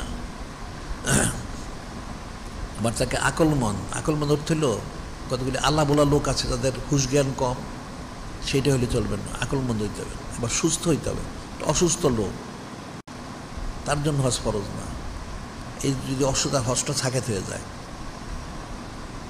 এরপরে সাহাবে নিসাব, এই সার্বিক খরচ থাকতে হবে তখন। এটা হলো আর্থিকভাবে। আবার পথের নিরাপত্তা, সেটা দুইটা, একটা হইল তার পথের ইমানের নিরাপত্তা, একটা জানের নিরাপত্তা। আবার বলা হচ্ছে জালেম শাসক। তাহলে জালেম শাসকটা কেন বলা হইল? জালেম শাসক অর্থটা কি? যে হজে গেলে মানুষ জুলুম করে, অর্থাৎ হজ করতে দেয় না ঠিক মতো। এখন তো এটা জালেম শাসক। এটা জালেম বলে কাফের। এগুলি জালেম তো একটা স্তর রয়ে গেছে, কোনো স্তর না, এটা কাফের। এটা হারাম কাজ করে সারাদিন, নিজেরাও করে। তো এই কাফের এই জালেম শাসক থাকলে হজ ফরজ হয় না, তাতে ফরজ এমনি সাকেত হয়ে গেছে। আবার এরপরে বলা হচ্ছে এই যে এত কোটি কোটি ছবি তোলা হচ্ছে, তাহলে এখানে যাওয়াটা কতটুকু শরীয়ত সম্মত, এটা একটা ফিকিরের বিষয়। যে হাদিস শরীফ হয়ে গেছে, মুসলিম শরীফ, হাদিস শরীফ, কোরআন শরীফ আছে। আল্লাহ কোরআন শরীফ বলেছেন উম্মতকে শ্রেষ্ঠত্ব দিয়েছেন। সেটা কি? কুনতুম খায়রা উম্মাতিন উখরিজাত লিন-নাস তা'মুরুনা বিল মা'রুফ ওয়া তানহাউনা আনিল মুনকার তু'মিনুনা বিল্লাহ। আল্লাহ পাক তোমাদেরকে আখিরি উম্মত, শ্রেষ্ঠ উম্মতে মনোনীত করা হয়েছে। এক নাম্বার, আমাদের কিন্তু কোনো যোগ্যতা নাই। নূরে মুজাসসাম হাবিবুল্লাহ হুজুর পাক সাল্লাল্লাহু আলাইহি ওয়াসাল্লাম ওনার উম্মত হওয়ার কারণে আমরা আখিরি উম্মত, আমরা শ্রেষ্ঠ উম্মত হয়েছি। সুবহানাল্লাহি রাসূলুল্লাহ সাল্লাল্লাহু আলাইহি ওয়াসাল্লাম। এখন এই শ্রেষ্ঠত্ব বজায় রাখতে হলে কী করতে হবে? কুনতুম খায়রুন উখরিজাত লিন-নাস তা'মুরুনা বিল মা'রুফ ওয়া তানহাউনা আনিল মুনকার তু'মিনুনা বিল্লাহ। সৎ কাজ আদেশ করতে হবে, বদ কাজে নিষেধ করতে হবে, খালেস ঈমান আনতে হবে। এটা হলো কোরআন শরীফ, ওনার আদেশ। তারপরে হাদিস শরীফে, মুসলিম শরীফের বিশুদ্ধ হাদিস শরীফ, হযরত আবু সাঈদ খুদরি রাদিয়াল্লাহু আনহু বর্ণিত, আর রাসূলুল্লাহ সাল্লাল্লাহু আলাইহি ওয়াসাল্লাম উনি বলতেছেন, আর রাসূলুল্লাহ সাল্লাল্লাহু আলাইহি ওয়াসাল্লাম কওলা মান রা মিনকুম মুনকারান, খুব মনোযোগ দিয়ে শুনলে বুঝবেন এগুলি। মান রা মিনকুম মুনকারান ফালিয়ুগাইয়িরু বিয়াদিহি। নূরে মুজাসসাম হাবিবুল্লাহ হুজুর পাক সাল্লাল্লাহু আলাইহি ওয়াসাল্লাম তিনি ইরশাদ মুবারক করেন, তোমরা যদি কখনো শরীয়তের কোনো খেলাপ কাজ দেখো, তাহলে তোমাদের দায়িত্ব হচ্ছে, প্রথম দায়িত্ব তোমাদের শ্রেষ্ঠ উম্মত যে তোমাদের করা হয়েছে, তোমরা ফালিয়ুগাইয়িরু বিয়াদিহি, ওটা হাতে প্রথমে বাধা দিবে। এটা ফরজ তোমাদের জন্য। ফাইল্লাম ইয়াস্তাতে ফাবিলিসানি। এখন হাতে তো সব জায়গায় বাধার সময়, ওখানে তারা ছবি তোলে, তুমি এখান থেকে কী করে হাতে বাধা দিবে? তাহলে জবানে বলো এটা হারাম, মানে এটা করো না, বলতে থাকো। এখন যদি এমন পরিস্থিতি যেখানে সব কাফের ফাসেক ফুজ্জার, এখানে জবানে বলা কঠিন, তাকে হয়তো শহীদ করে ফেলবে, তাহলে ফাইন নাফসে হবে কলবি জালিকা আদফুল ঈমান। তাহলে কমপক্ষে তাহলে তোমরা এটা ঘৃণা করো অন্তর থেকে, করে সেখান থেকে সরে যাও। জালিক আদফুল ঈমান, ঈমানের এটা হলো সবচেয়ে নিম্ন স্তর। লাইসা ওয়ালা জালিক মিনাল ঈমান হাব্বাতু খারদালিন। এরপরে ঈমানের কোনো স্তর নাই। খুব মনোযোগ ফিকির করে শুনবে এটা। প্রথম হচ্ছে হারাম কাজ দেখলে হাতে বাধা দিতে হবে, এক নাম্বার। হাতে বাধা দিতে না পারো তাহলে জবানে বলো এটা হারাম। তাও যদি না পারো তাহলে এটাকে, হারামটাকে তুমি ঘৃণা করে, অপছন্দ করে সেখান থেকে সরে যাও, থেকো না। এটা ঈমানের শেষ স্তর। এরপর ঈমানের কোনো স্তর নাই। তুমি যদি ঘৃণা করে না সরে যাও, তুমি কাফের হবে। তাহলে এখন যারা হজ করতে যায়, এদিকে হাতে বাধা দেয়? বাধা দেয় না। মুখে বলে? তাও বলে না। এটা কিন্তু ঘৃণা করে সরেও যায় না, আবার বারবার যায়। নাউজুবিল্লাহ। তাহলে কি এরা মুসলমান আছে? কাফের হয়ে গেছে। এরা প্রত্যেকে কাফের হয়ে গেছে। নাউজুবিল্লাহ। এখন আওয়ামুন নাস হোক আর আলেম সুফি দরবেশ দাবি করুক, হারামটাকে তারা ঘৃণা করলো না, সে সরে গেল না, বরং তারা হারামের মধ্যে বারবার যায়। আর যে বলে যে এখন এই ওয়াহাবিগুলি খুব সুন্দর নিরাপত্তার ব্যবস্থা করেছে, নাউজুবিল্লাহ, এগুলো তো সবগুলি কাফের হয়ে গেছে, ইমানদার তো একটাও না। তাহলে হজটা ফরজ হবে কী করে? আমরা যে বলি এখন হজ করা শরীয়ত সম্মত, হজ ফরজই হয় না। হজ ফরজ হলে সে করবে, তো বিষয়টা তো ফিকির করতে হবে। হজ করলে, হজ্জে মাবরুর করলে অনেক ফজিলত, হ্যাঁ ঠিকই আছে, হজ তো মাবরুর হইতে হবে। এই তিনটা কাজ থেকে তাকে বাঁচতে হবে। যেমন আরেকটা হাদিসে বলা হচ্ছে, হযরত আব্দুল্লাহ মাসউদিন রাদিয়াল্লাহু তাআলা আনহু ক্বালা ক্বালা রাসূলুল্লাহ সাল্লাল্লাহু আলাইহি সাল্লাম তাবিউ বাইনাল হজ্জি ওয়াল উমরাতি, তাবিউ বাইনাল হজ্জি ওয়াল উমরাতি ফাইন্নাহু ইয়ানফিন ফাকরা যুনুবা। হযরত ফকিল উম্মত আব্দুল্লাহ বিন মাসউদ তিনি বর্ণনা করতেছেন, নূরে মুজাসসাম হাবিবুল্লাহ হুজুর পাক সাল্লাল্লাহু আলাইহি ওয়াসাল্লাম তিনি ইরশাদ করেন, তাবিউ বাইনাল হজ্জি ওয়াল উমরাতি ফাইন্নাহু ইয়ানফিন ফাকরা যুনুবা, যে উম্মত তোমরা হজ করো এবং সাথে উমরা করো, নিশ্চয় হজ এবং উমরা মানুষের ফকর জুনুবা অপমানটা দূর করে দেয়, গুনাহ খাতা মাফ করে দেয়। হজ এবং উমরা করলে তার আল্লাহ পাক এর উসিলাতে রিজিকে তার সচ্ছলতা দান করেন, তার জিন্দিগির গুনাহ খাতাগুলি ক্ষমা করে দেন। সুবহানাল্লাহ। সেটা কীভাবে? কামা ইনফিল কিরু খাবাসাল হাদিদে অজাহাবাল ফিদ্দাতে, কামা ইনফিল কিরু খাবাসাল হাদিদে অজাহাবাল ফিদ্দাত। যেমন এটা বলা হয়, এটা এক একটার এক এক রকম। যেমন রেত দিয়ে লোহা ঘষে পরিষ্কার করে, জঙ্কার দূর করে। এটা বলছে হাফর দিয়ে স্বর্ণ চান্দি এগুলি যেমন পরিষ্কার করা। ঠিক হজ উমরা করলে তার সমস্ত গুনাহ খাতাগুলি তাকে দূর করে দিয়ে তাকে মাসুম নিষ্পাপ করে দেয়। সুবহানাল্লাহ। এটা বলছে লাইসালিল হজ্জাতিল মাবরুরতি সাওনিল্লার জান্নাহ, লাইসালিল হজ্জাতিল মাবরুরতি সাওনিল্লার জান্নাহ। হজ্জে মাবরুরের সওয়াব জান্নাত ছাড়া অন্য কিছু না। হজ্জে মাবরুর যে করতে পারলে সে জান্নাতি হয়ে গেল। সুবহানাল্লাহ।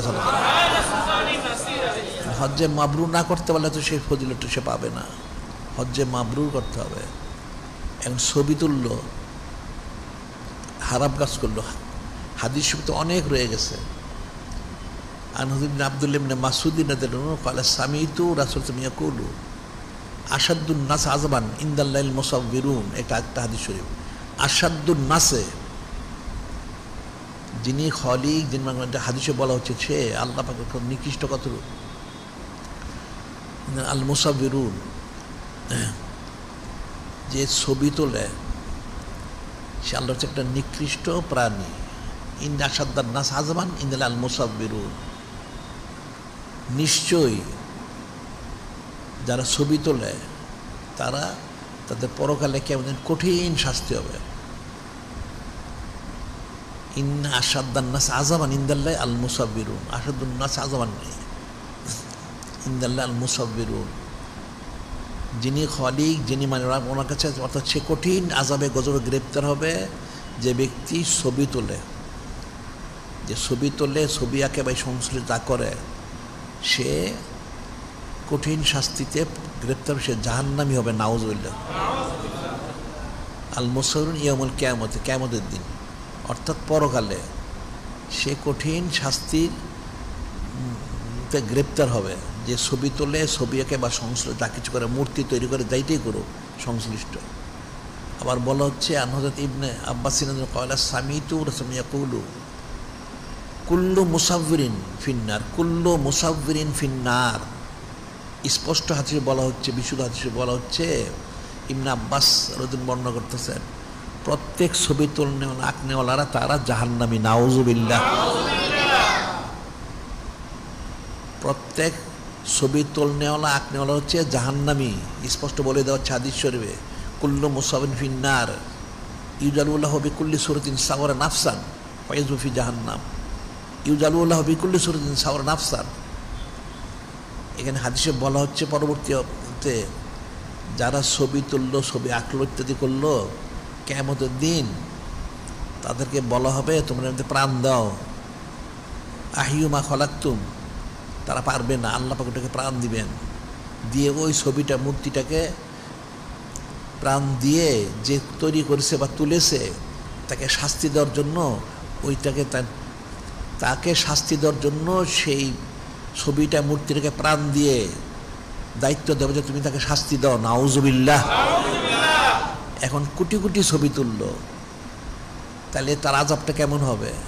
এই কোটি কোটি এই ছবিগুলিকে প্রাণ দিয়ে যিনি খলিক, যিনি মালিক আল্লাহ বলবেন তাহলে এই লোকটাকে তুমি শাস্তি দাও, তখন তার অবস্থা কি হবে? সেটা এক নম্বর জাহান্নামী, নাউজুবিল্লাহ। কাজে ছবি তোলা আঁকা রাখা হারাম। এখন হজ যেহেতু করতে হয়, তো এখন তার হজ তো ফরজই হয় না, এক নম্বর। আবার দুই নম্বর হলো বেপর্দা হয়। হাদিস রয়েছে, আর দায়ুসু লা ইয়াদখুলুল জান্নাহ, দায়ুস কখনো বেহেশতে প্রবেশ করবে না। দায়ুসকে যে নিজে বেপর্দা হয় মানুষ এবং তার পরিবারের লোকদেরকে বেপর্দা করায়, নাউজুবিল্লাহ। আর আরেকটা হাদিসে বলা হচ্ছে, ইমাম হাসান বসরি রাহমাতুল্লাহ আলাইহি বলেন, আন্না রাসূল সাল্লাল্লাহু আলাইহি ওয়াসাল্লাম ক্বালা লা'নাল্লাহু নাযর আল মানজুর ইলাইহি, লা'নাল্লাহু নাযর আল মানজুর ইলাইহি। হাদিসে বলা হচ্ছে যে দেখে এবং দেখায় দুজনের প্রতি লানত, নাউজুবিল্লাহ। যে বেপর্দা হয় এবং যে বেপর্দা করে, একজন বেপর্দা হচ্ছে এবং তার কারণে মানুষের বেপর্দা সে করতেছে, এই দুইটা লোকই লানতগ্রস্ত, নাউজুবিল্লাহ। এই জন্য আমাদের পত্রিকা কিন্তু আমরা একটা হিসাব দিয়েছিলাম, সেটা হলো আল্লাহ পাক না করুন একটা লোক যদি 100 বছর হায়াত পায়, খুব মনোযোগ শুনবে, 100 বছর যদি একটা লোক 100 বছর হায়াত পেল, আল্লাহ পাক না সে 100 বছরে কোনো আমল সে করলো না, নাউজুবিল্লাহ। নামাজ, রোজা, হজ, জাকাত ইত্যাদি কোনো আমল সে করে না 100 বছরে। তার যতগুলি গুনাহ হবে, এই ফরজ ওয়াজিব তরক করার কারণ, সুন্নত মক্কা তরক, যতগুলি গুনাহ হবে, একজন মহিলা যদি বেপর্দা হয়ে একটা মজলিসের মধ্যে 1 ঘন্টা ঘুরাঘুরি করে, তার চেয়ে সে বেশি গুনাহগার হবে, নাউজুবিল্লাহ। একটা হিসাব আমরা দিয়েছি। একজন লোক যদি 100 বছর হায়াত পায়, এখন আল্লাহ পাক না করুন সে যদি কোনো নেক কাজ না করে, নামাজ, রোজা, হজ, কোনো ফরজ ওয়াজিব সুন্নত মক্কা কোনো কাজ না করে, সে মারা যায়, কত গুনাহ হবে? তার যতগুলি গুনাহ হবে, একটা বেপর্দা মহিলা যদি বেপর্দা অবস্থায় রাস্তায় ঘুরে ঘুরে 1 ঘন্টা, শুধু 1 ঘন্টা, তাকে তো যত লোক তাকে দেখবে, যতগুলি গুনাহ হবে, এই লোকটা 100 বছরের কোনো ফরজ ওয়াজিব সুন্নত মক্কা পালন না করার কারণে যতটুকু সে গুনাহ করছে, তার চেয়ে বেশি গুনাহগার হবে সেই মহিলাটা, নাউজুবিল্লাহ। তাহলে বেপর্দার গুনাহ কতটুকু? সে তো জাহান্নামী তো হবেই, লানতগ্রস্ত, কঠিন বিষয়। তাহলে এখন যে মানুষ হজ করতে যাবে, সে তো বেপর্দা হচ্ছে। এখন আবার মহিলাদের তো হজের বেপর্দা, ছবি দিয়ে বেপর্দা হয়ে গেল। ছবিতে একটা কবিরা গুনাহ আছেই। ছবি তোলার কারণে সে প্রথমে তার অনুমোদন পত্রের মধ্যে, তার পাসপোর্টের মধ্যে সে ছবি তুললো, ওখানে গিয়ে তো ছবি তুলতেছেই। এখন এই যে ছবিটা রয়ে গেল, এটা সব জায়গায় দেখাইতে হয়। এখন পুরুষ যেটা দেখলো, পুরুষ ঠিক আছে, তার ছবি তোলার গুনাহ হইলো, কিন্তু মহিলারটা যখন পুরুষরা দেখে বারবার, তখন সেটা কি হবে? তার তো 1000 গুণ তার কঠিন কবিরা গুনাহ হবে। তো এটা কোথায় জায়েজ পেল? বিষয়গুলো কিন্তু অনেক কঠিন। এখন এর ওলামায়ে সূরা, এরা আসলে কোরআন শরীফও জানে না, হাদিস শরীফও জানে না। আর একটা আমরা ঘটনা বলে থেকে, আজকে থেকে অনেক বছর আগে, এটা কিন্তু পত্রিকা আসছিল, 10-15 বছর 20 বছর হইতে আমার সময় মনে নাই আমার। পত্রিকা আসছিল একবার, হজের ওখানে আগুন লেগেছিল, মিনাতে আগুন লেগেছিল। আগুন লাগার কারণে কিছু মানুষ ওখানে ইন্তেকাল করেছিল, তার মধ্যে কিছু মহিলাও ছিল। কিছু মানুষ, পুরুষ মহিলা, তারা মারা গেছে সেখানে। তো কয়েকজন মহিলা ছিল। এটা পরবর্তী সময় এদের সম্পর্কে পত্রিকা আসছিল, এদের ছবি দিয়ে, নাউজুবিল্লাহ। এরা ছবি দিয়ে পত্রিকা তারা দিয়েছিল, এবং এটা তারা ওই যোগাযোগ মাধ্যমে, তাদের যত কুফরি মাধ্যম আছে, টিভি, এই সমস্ত যেগুলি আছে, এর মধ্যে তারা প্রচার করেছিল। কি প্রচার করেছিল? ওই মহিলাগুলির 3-4টে মহিলা হবে, তাদের ছবি দিয়ে, বয়স্ক মহিলা, যে মহিলারা খুব পর্দানসীন ছিল, জীবনে কোনো দিন বেপর্দা হয় নাই, হজ করতে গিয়ে মারা গেছে। এখন জিনিসটা ফিকির করতে হয়, মানুষ যে নাদান, মূর্খ। এই মহিলার ছবিটা দিয়ে তারা বলতেছে এই 2-3 জন মহিলা খুব নেককার পরেজগার ছিল, জীবনে কোনো দিন বেপর্দা হয় নাই। হজ করতে গিয়ে মারা গেছে। এখন এই যে ছবি দিল কি পর্দা হইল না বেপর্দা হইল? হ্যাঁ, এখন কত কোটি কোটি লোক তাদেরকে দেখলো। সে সারা জীবন পর্দা করে যতটুক নেক কামাই করছিল, এখন এটা দিয়ে সমস্ত কুফরি গুনাহ করলো, নাউজুবিল্লাহ। সে যদি এই বেপর্দায় হজে না যেত তাহলে তার কেউ তো দেখতো না। তারা যে নাদান মূর্খ, তার ছবিটা প্রচার করলো পত্রিকায়। তাদের যত এই যোগাযোগ মাধ্যমগুলি রয়ে গেছে, শয়তানের যে বাক্সগুলি, সেই বাক্সগুলির মাধ্যম দিয়ে এই সমস্ত কথিত চ্যানেল যেটা বলে তার মধ্যে সারা দুনিয়া ছড়াই দিল। সেখানে কোটি কোটি লোক তাদেরকে দেখলো যে মহিলারা খুব পরেজগার ছিল, জীবনে কোনোদিন বেপর্দা হয় নাই। এখন কি হলো? এই বেপর্দা হয়ে সে হজ করতে যাওয়ার কারণে সে কঠিন বেপর্দার গুনায় সে গুনাহগার হয়ে গেল, নাউজুবিল্লাহ। সেদিন লানতগ্রস্ত হয়ে গেল। এই হাদিসে বলা হচ্ছে লানন নাজরাল মাংজুরিলাই, যে দেখে এবং দেখায় দুজনে লানতগ্রস্ত। তো ফিকির করতে হবে। এখন উচিত ছিল যদি বলে তাহলে কি হজ মানুষ করবেন? হ্যাঁ, হজ করতে হবে। এখন হজ করতে হলে বলতে হবে যেই দেশে থাকে সেই দেশের সরকারকে বল তুমি ছবি ছাড়া অনুমোদনপত্র দাও, পাসপোর্ট দাও, 1 নম্বর। 2 নম্বর হলো সৌদি ওয়াহাবি এই কাফেরগুলিকে বলতে হবে যে তোমরা মক্কা শরীফ মদিনা শরীফের সমস্ত ছবি ক্যামেরা সরায় নাও এবং কোনো অবস্থা ছবি তুলতে পারবে না, এবং সার্বিকভাবে তোমরা পর্দার ব্যবস্থা করো। কাজে পর্দার সাথে যেন সকলে ছবি হজ করতে পারে সেই ব্যবস্থা, এটা দুনিয়া সবাই প্রতিবাদ করা উচিত ছিল। আমরা তো অনেক লেখালেখি করছি আমাদের পত্রিকা, এখন আমরা লিখি, কিন্তু কোনো দুনিয়ার কোনো আলেম ওলামা কথিত যারা সুবিধা দাবি করে এই ওলামায় সুগুলি একটাও কিন্তু কোনোদিন আমাদের এই কথাকে তারা সমর্থন করে নাই, নাউজুবিল্লাহ। আমরা অনেক বলেছি, অনেক লেখালেখি করা হয়েছে, এবং যার কারণে তারা অনেকবার অনেক ক্যামেরা তারা কমাইছে আবার বাড়াইছে, অনেক আমরা অনেক বলেছি তাদেরকে।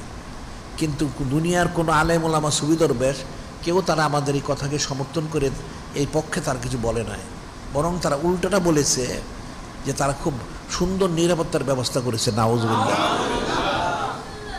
যেন একটা ঘটনা আমরা বলি, সেটা হলো অনেক বছর আগে আমরা যখন অনেক ব্যাপক তাদেরকে বলা বলি শুরু করলাম, তখন তারা আমাদেরকে একটা চিঠি দিছিল। এরা আমাদেরকে মদিনা শরীফ থেকে একটা চিঠি দিছিল। চিঠির মধ্যে যে বক্তব্য যেটা ছিল, পরে আমরা জবাব দিয়েছিলাম। বললো যে আসলে ক্যামেরা তো এখানে বসানো হয়েছে মানুষের সার্বিক নিরাপত্তার জন্য, নামাজ কালাম এটা সেটা ইত্যাদি ইত্যাদি। তা আমরা বলছিলাম তুমি নিরাপত্তা করো, তুমি ক্যামেরাতে করবা কেন? তুমি লোক রাখো, যদি ঠিক আছে হজের জন্য জায়গায় জায়গায় লোক বসায় দাও, আর কাতারে কাতারে লোক রাখো যাতে সব সুষ্ঠুভাবে হয়।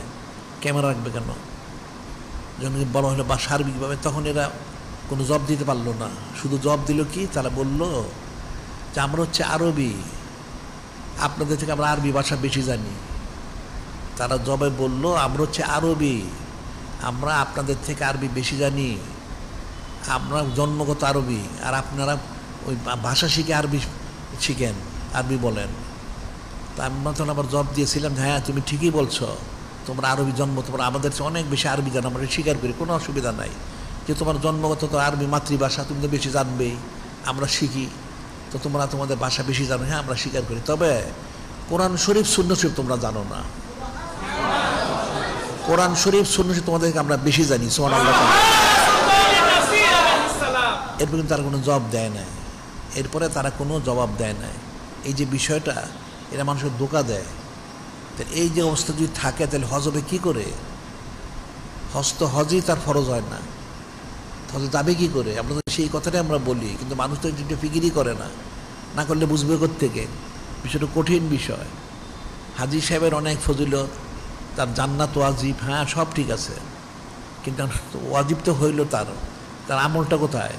হজটা তার ফরজই হয় না, তার ইমানই নাই।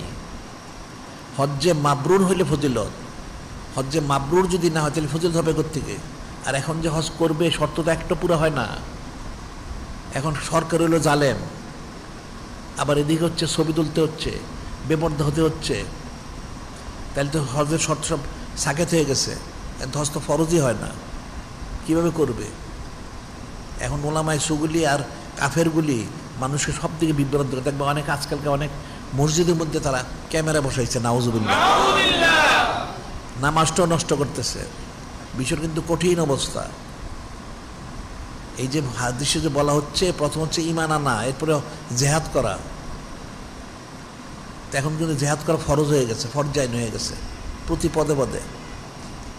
এখন সব জায়গায় তারা ক্যামেরা বসাচ্ছে, ছবি তুলতেছে, আবার এদিকে বেপর্দা হচ্ছে, এরা পর্দার কোনো গুরুত্ব দেয় না। এই ওলামায়ে সুগলি পুরুষ মহিলা একাকার, নাউজুবিল্লাহ। তার ইমানটা থাকলো কোথায়? আর আওয়ামুন্নাস তো মাসালা জানেই না, সে আমল করবে কোত্থেকে? বিষয়টা কিন্তু সোজা না। চক্ষু খোলা থাকতে খুব বড় বড় কথা বলা যাবে, ধনবল জনবল মনোবল রাজ্যবল কোনো কাজে আসবে না, চক্ষু বন্ধ সব শূন্য হয়ে যাবে। তখন যদি আমল শুদ্ধ হয় নাজাত পাবে, আপনার জাহান্নাম ছাড়া কোনো ব্যবস্থা নাই। গায়ের জোরে অনেক কিছু বলা যায়, করা যায়, কিন্তু মৃত্যুর পর আর এই গায়ের জোর চলবে না। এখন কোরআন শরীফ সুন্নাহ যা আছে সেটাই মানতে হবে, কোনো কথা বলা যাবে না। যদি কেউ মুসলমান হয় তার জন্য ফরজে আইন কোরআন শরীফ, সুন্নাহ শরীফ, ইজমা শরীফ একটা ইস্তেকামত থাকা। আল্লাহ পাক কোরআন শরীফ বলেছেন, আমি প্রায় প্রতিদিনই বলি আয়াত শরীফটা। আল্লাহ পাক কোরআন শরীফ বলেছে, কী বলেছেন? মা কানা লিল মুমিনিন ওয়াল মুমিনাতিন ইযা ক্বাদাল্লাহু আমরান আইয়াকুনাল খায়রুন মিন আমরিহিম মা ইয়াসলুন ফাকাদ দাল্লা দালালাম মুবিনা। আল্লাহ পাক কোরআন শরীফের মধ্যে ইরশাদ মোবারক করেন, কি করেন? মা কানা লিল মুমিনিন ওয়াল মুমিনাতিন, কোনো মুমিন পুরুষ মহিলার জন্য জায়েজ নেই। কি জায়েজ নেই? যা ক্বাদাল্লাহু আমরান, যিনি খলিক, যিনি মালিক, যিনি রব মহাল্লাক, যিনি নূরে মুজাসসাম হাবিবুল্লাহ হুজুর পাক সাল্লাল্লাহু আলাইহি ওয়াসাল্লাম যা ফয়সালা করেছেন, আদেশ মোবারক করেছেন, নিষেধ করেছেন, তার মধ্যে কোনো মত পেশ করা, যদি কেউ মত পেশ করে সে প্রকাশ্য গুমরাহ, সে গুমরাহ হবে। নাউজুবিল্লাহ। স্পষ্ট কোরআন আয়াত যে কোরআন শরীফ, সুন্নাহ শরীফ যা আছে এর মধ্যে কারো কোনো মত পেশ করা জায়েজ নেই। তাহলে এখানে বলা হচ্ছে পর্দা করা ফরজ, ছবি তোলা হারাম, বলে দেওয়া হচ্ছে জাহান্নামী হওয়ার কারণ। এখন তারপরে সে হজের নাম দিয়ে ছবি তোলে বেপর্দা হয়, তাহলে এটা কোথায় সে জায়েজ পেল? সে তার নিজের মতটাকে প্রাধান্য দিল। নাউজুবিল্লাহ। কিছু কিছু ওলামায়ে সূরা বলে, তাহলে কি হজ বাদ দিয়ে দিতে হবে? না, হজ বাদ দিতে হবে কেন? হজ করার জন্য তোমরা তাদেরকে তাগিদ দাও, হজ করার জন্য তোমরা বলো, কেউ বলো না তো বোবা। এটা হাদিস শরীফে রয়ে গেল, সব হারাম কাজ দেখলে হাতে বাধা দাও, মুখে বাধা দাও। তো তোমরা মুখে বলো, তোমাদেরকে মুখে বলো না, বরং নিজেরাই ছবি তোলো সারাদিন। নাউজুবিল্লাহ। বিষয় কিন্তু ফিকির করতে হবে। কোনো মুসলমানের পক্ষে গর্দান নেহাদান বতাত, মুসলমান কাকে বলে? যে বিনা চুচার কিলোকালে সব মেনে নেয়, সে হলো মুসলমান। এটি কিন্তু এটা আমি সবসময় বলে থেকে যে সেটা হলো কোনো মুসলমানের পক্ষে কোনো বিষয় কোনো মত পেশ করা জায়েজ নাই, কোনো মত পেশ করা জায়েজ নাই। কোরআন শরীফ, সুন্নাহ শরীফ, ইজমা শরীফ কেসত আছে সেটাই বলতে হবে, এর বাইরে বলার কোনো অধিকার কারো নাই। যদি কেউ বলে সে প্রকাশ্য গুমরাহ, সে গুমরাহ হবে। নাউজুবিল্লাহ। বিষয়টা ফিকির করতে হবে।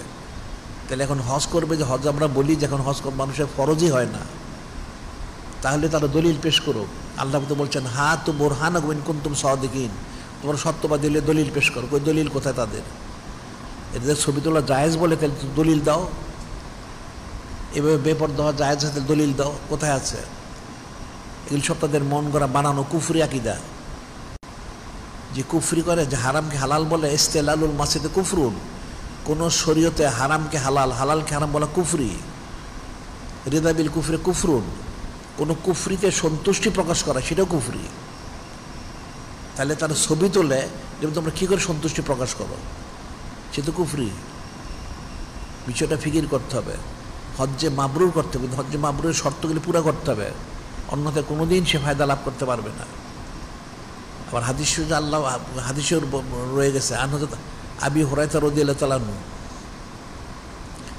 আনান নবী সাল্লাল্লাহু ক্বালা আল হাজ্জুল উমরু আব্দুল্লাহ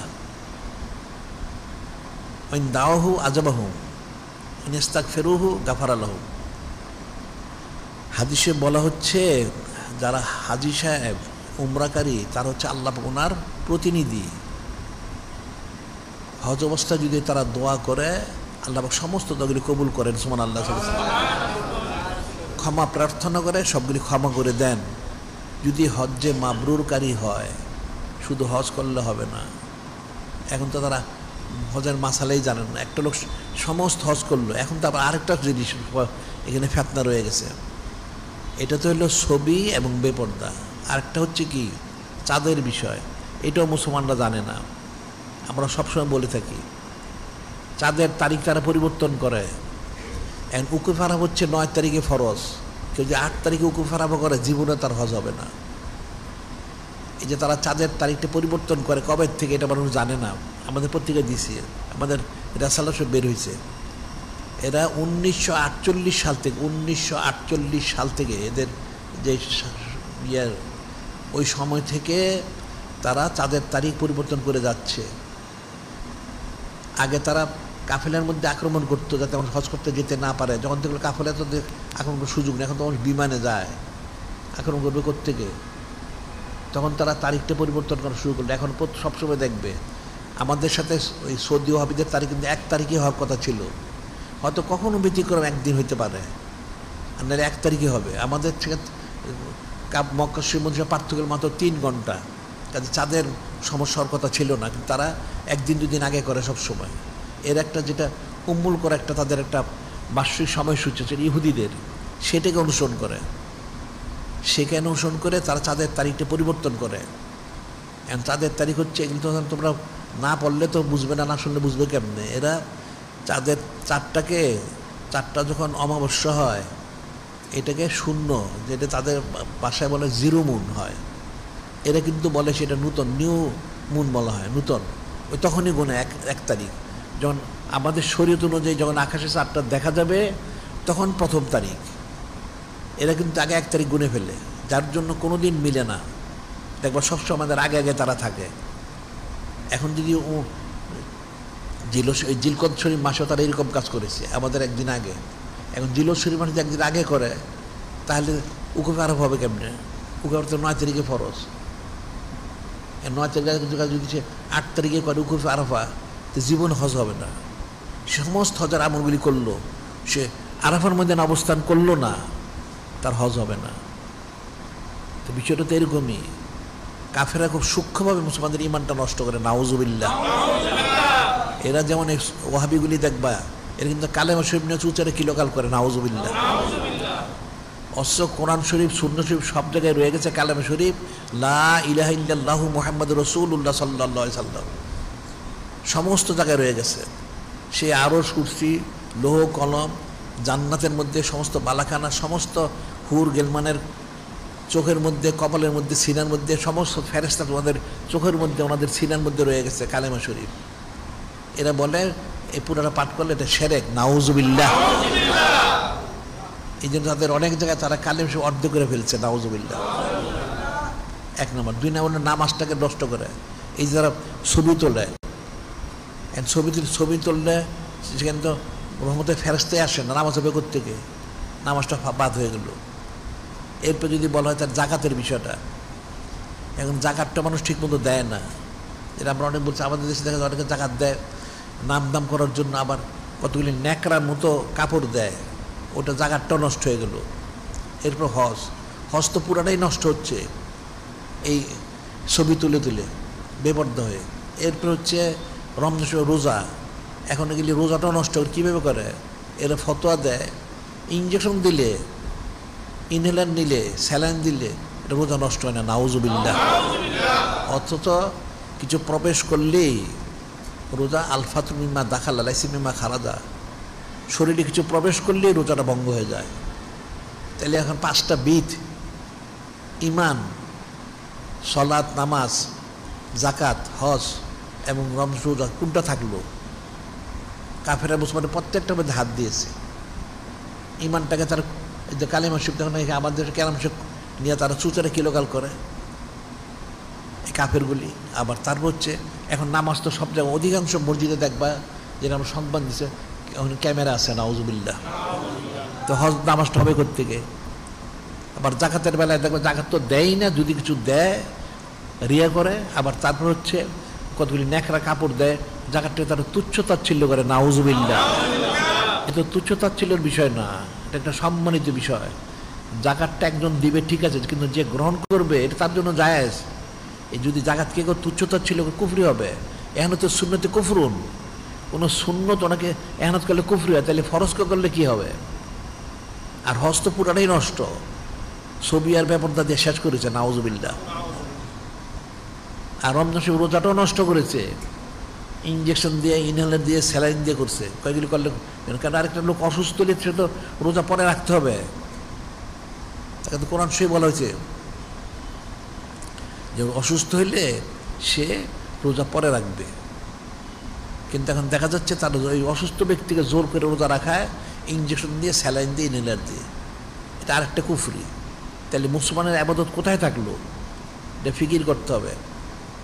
এখন মুসলমান কোনো ফিকির করে না, আর কাফেররা সেই সুযোগে এরা তো কুফরি করেই, তো তারা তো সরাসরি করতে পারে না, তারা ওলামা সুদের মাধ্যমে করায়। ওলামা সুদের কিছু খুদকুরা দেয়, এই খুদকুরা খেয়ে তারা কুফরিগুলি মানুষের মধ্যে জারি করে, নাউজুবিল্লাহ। কাজী হজ্জে মাবরুর করতে হবে, শর্তগুলি পুরা করতে হবে, এটা মনে রাখতে হবে। অন্যথায় বর্তমান জামানায় যে অবস্থা, এই অবস্থা কিন্তু মানুষের হজ ফরজ হয় না। এটার জন্য প্রত্যেকের জন্য ফরজে আইন।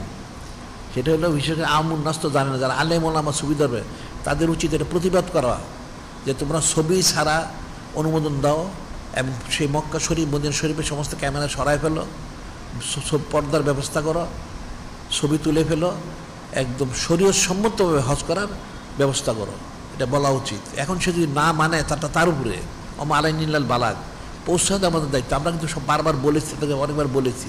এবং চাঁদের ব্যাপারে বলা উচিত, চাঁদের ব্যাপারে তো মানুষ মাসালা জানেই না, মুন্নাস্ত জানার প্রশ্নই হয় না। যারা আলেম সুবিধার দাবি এরাই জানে না, এরা প্রতি বছর 4টা আগে পিছিয়ে করে, নাসি করে, যার জন্য হজটা নষ্ট হয়ে যায়, নাউজুবিল্লাহ।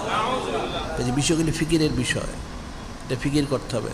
আমরা সামনের সপ্তাহে আবার আলোচনা করবো হজ সম্পর্কে আর বিস্তারিত। কাজেই এটা মনে রাখতে হবে, এখন আমার আবাদত বন্দি করা কিন্তু আমাদের মকসুদ না। আমাদের মকসুদটা কি? যিনি খলিক, যিনি মালিক, রব মহালম, যিনি নূরে মুজাসসাম হাবিবুল্লাহ হুজুর পাক সাল্লাল্লাহু আলাইহি ওয়াসাল্লাম, ওনাদেরকে সন্তুষ্ট করা।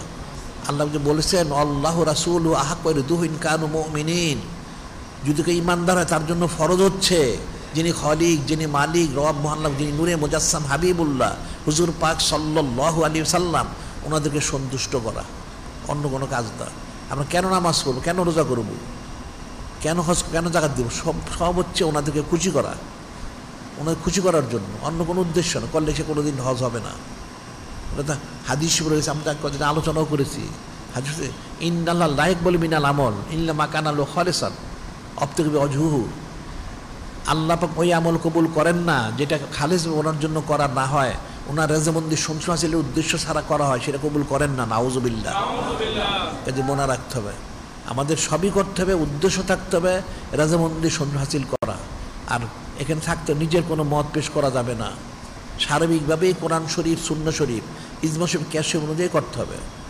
যিনি খলিক, যিনি মালিক, আল্লাহ আমাদের সেই তৌফিক দান করেন, মনে রাখতে হবে।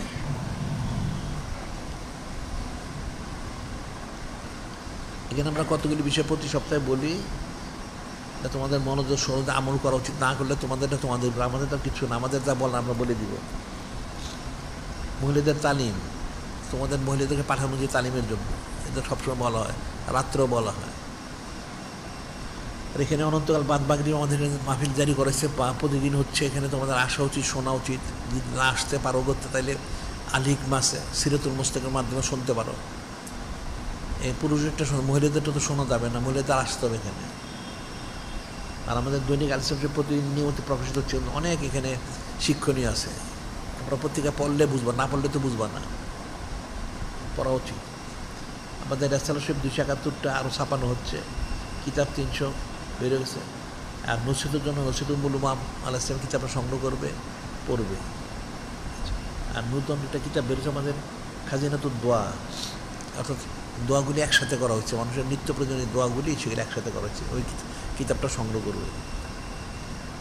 আচ্ছা, আর আজকে বাদ জুমা এখানে জুলুস হবে, বাদ জুমা জুলুস, এটা একটা কিন্তু জেহাদ, মনে রাখবা। এই যে এখন দেখো কথা তো অনেক, এই যে তারা কথিত তারা করিডোর দিবে বলতেছে, অর্থ হইলে দেশটা বিক্রি করে দেওয়া, নাউজুবিল্লাহ।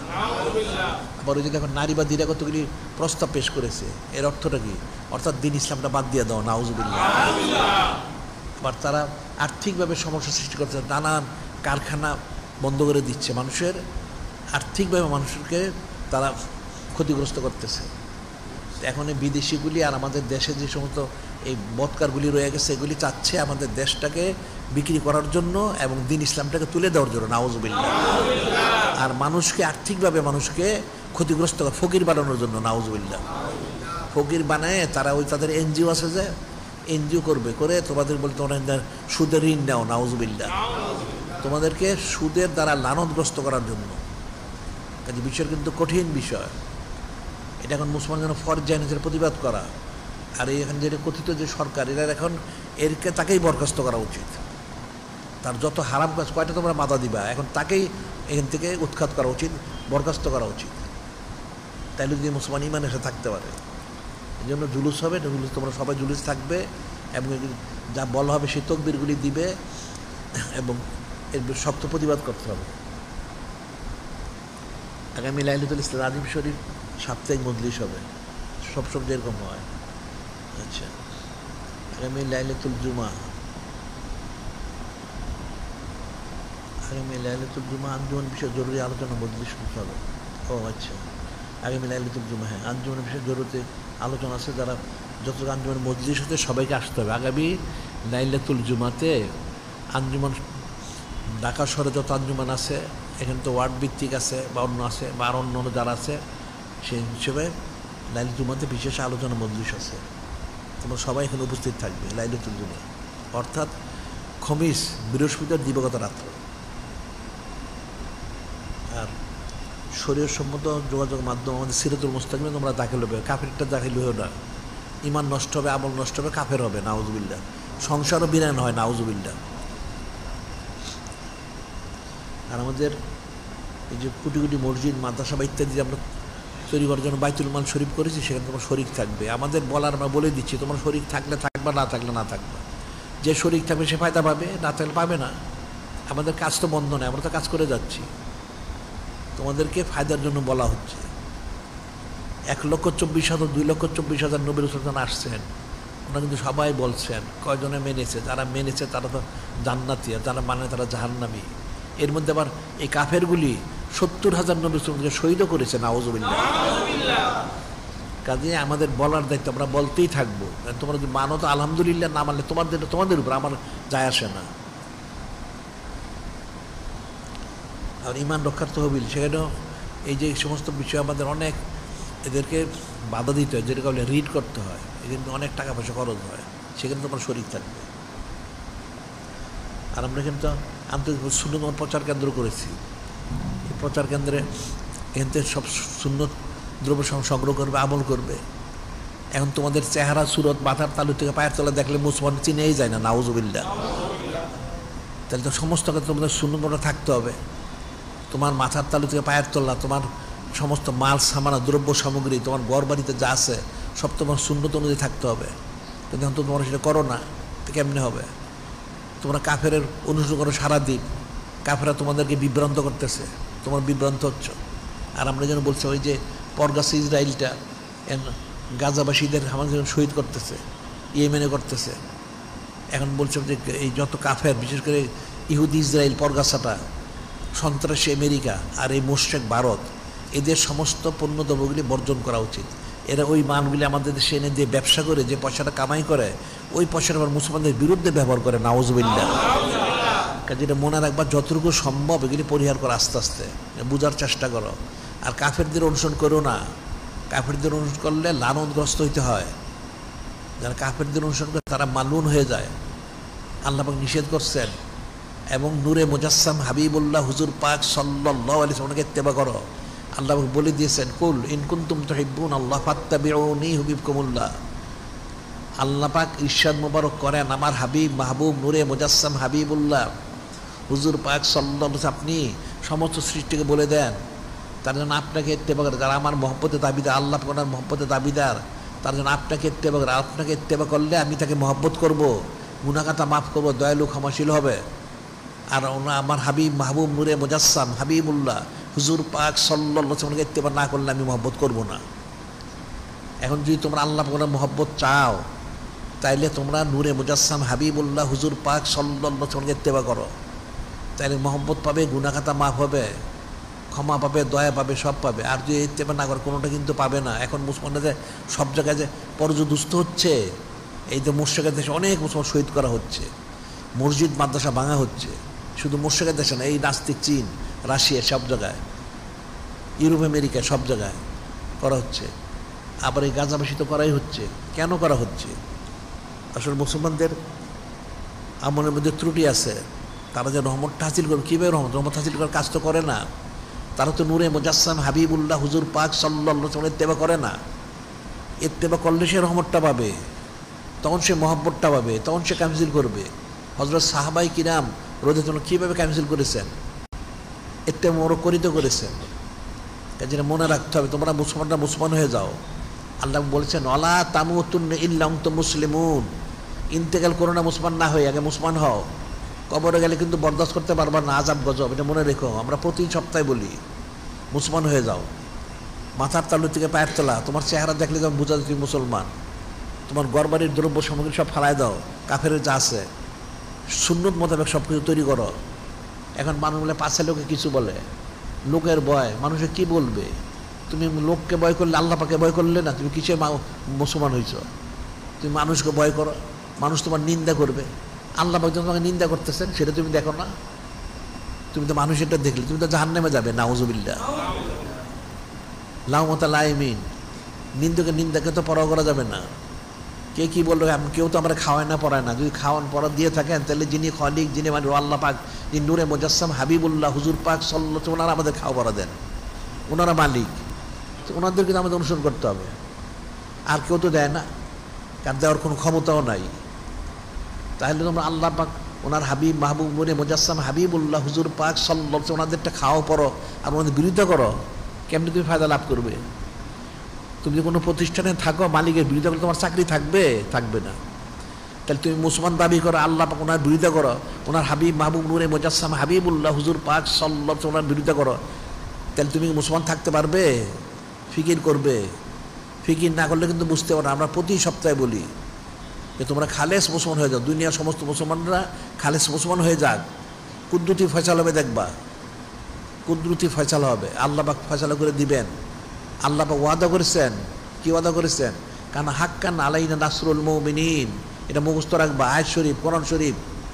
আল্লাহ পাক ইরশাদ মুবারক করেন, কানা হাক্কান আলাইনা নাসরুল মুমিনিন। আল্লাহ পাক ইরশাদ করেন যে আমার হক হচ্ছে, আল্লাহ পাকের হক কোথাও কার প্রতি নাই, তারপরেও আমার হক হচ্ছে মুমিনদেরকে সাহায্য করা। তা আল্লাহ পাক যদি কাউকে সাহায্য করেন, তার সাথে কেউ পারবে? পারবে না। কিন্তু সাহায্য তো নাই, সে তো মুমিন হইতে পারে নাই। তো মুমিন হইতে না পারলে সাহায্য পাবে কোত্থেকে? ফিকির তো করতে হবে। মুমিন হয়ে যাও, কুদরতি ফয়সালা হবে। এখন মুমিন না হলে তো ফয়সালা হবে না, এটা মনে রাখতে হবে। সময় কিন্তু তার গতিতে চলছে। এখন ইস্তেগফার, তওবা করো। সারা পৃথিবীতে এখন কঠিন জুলুম হচ্ছে। এই যে মোশরিকটা দেখো, একটা ফেতনা করে কাশ্মীরে এখন অবস্থা, অনেক মুসলমানের ঘরবাড়ি তারা ধ্বংস করে দিয়েছে, নাউজুবিল্লাহ। এই যে বিষয়গুলি, এই আযাব গজবের কোত্থেকে আসে? কোরআন শরীফে যাহারাল ফাসাদু ফিল বারল বাহরি বিমা কাসাত আইদিন নাস, জমিনে পানিতে ফেতনা ফাসাদ মানুষের হাতের কামাই, মুসলমানের গুনার কারণে এগুলি হচ্ছে। কাজে মুসলমান তওবা করতে হবে। তওবা করলে সব দূর হয়ে যাবে। মানুষের গুনাহ তাকে মুসিবতগ্রস্ত করে, তো বিষয়টা ফিকির করতে হবে। এখন ইস্তেগফার, তওবা করে খালেস মুসলমান হওয়ার জন্য চেষ্টা করো। কোরআন শরীফ, সুন্নাহ শরীফ ইস্তেকামাত হও। প্রত্যেকটা আমল নূরে মুজাসসাম হাবিবুল্লাহ হুজুর পাক সাল্লাল্লাহু আলাইহি সাল্লাম, ওনাকে ইত্তেবা করে আমলগুলি করো। তাহলে অবশ্যই তুমি কামিজের কোনো চিন্তার কারণ নাই।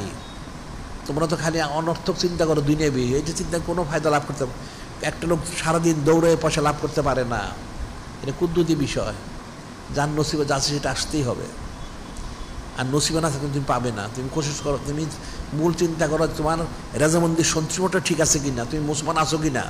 যদি মুসলমান থেকে থাকো তো আলহামদুলিল্লাহ, না থাকলে তুমি তওবা ইস্তেগফার করে মুসলমান কোশিশ করো, এটা মনে রাখতে হবে। কাজে যিনি খলিক, যিনি আল্লাহ যেন আমাদের হাকিকিভাবে, যেন দুনিয়ার সমস্ত সবাইকে যেন আল্লাহ পাক হজ্জে মবরুর করার জন্য তৌফিক দান করেন, এবং সর্বাবস্থায় যেন আমরা কোরআন শরীফ, সুন্নাহ শরীফ ইস্তেকামাত থাকার তৌফিক দান করেন। এখন যারা কবলাল জুমা 4 রাকাত নামাজ আদায় করতে পারেন, তারা 4 রাকাত কবলাল জুমা নামাজ আদায় করেন। ওয়া আখিরু দাওয়ানা আলহামদুলিল্লাহি রাব্বিল আলামিন।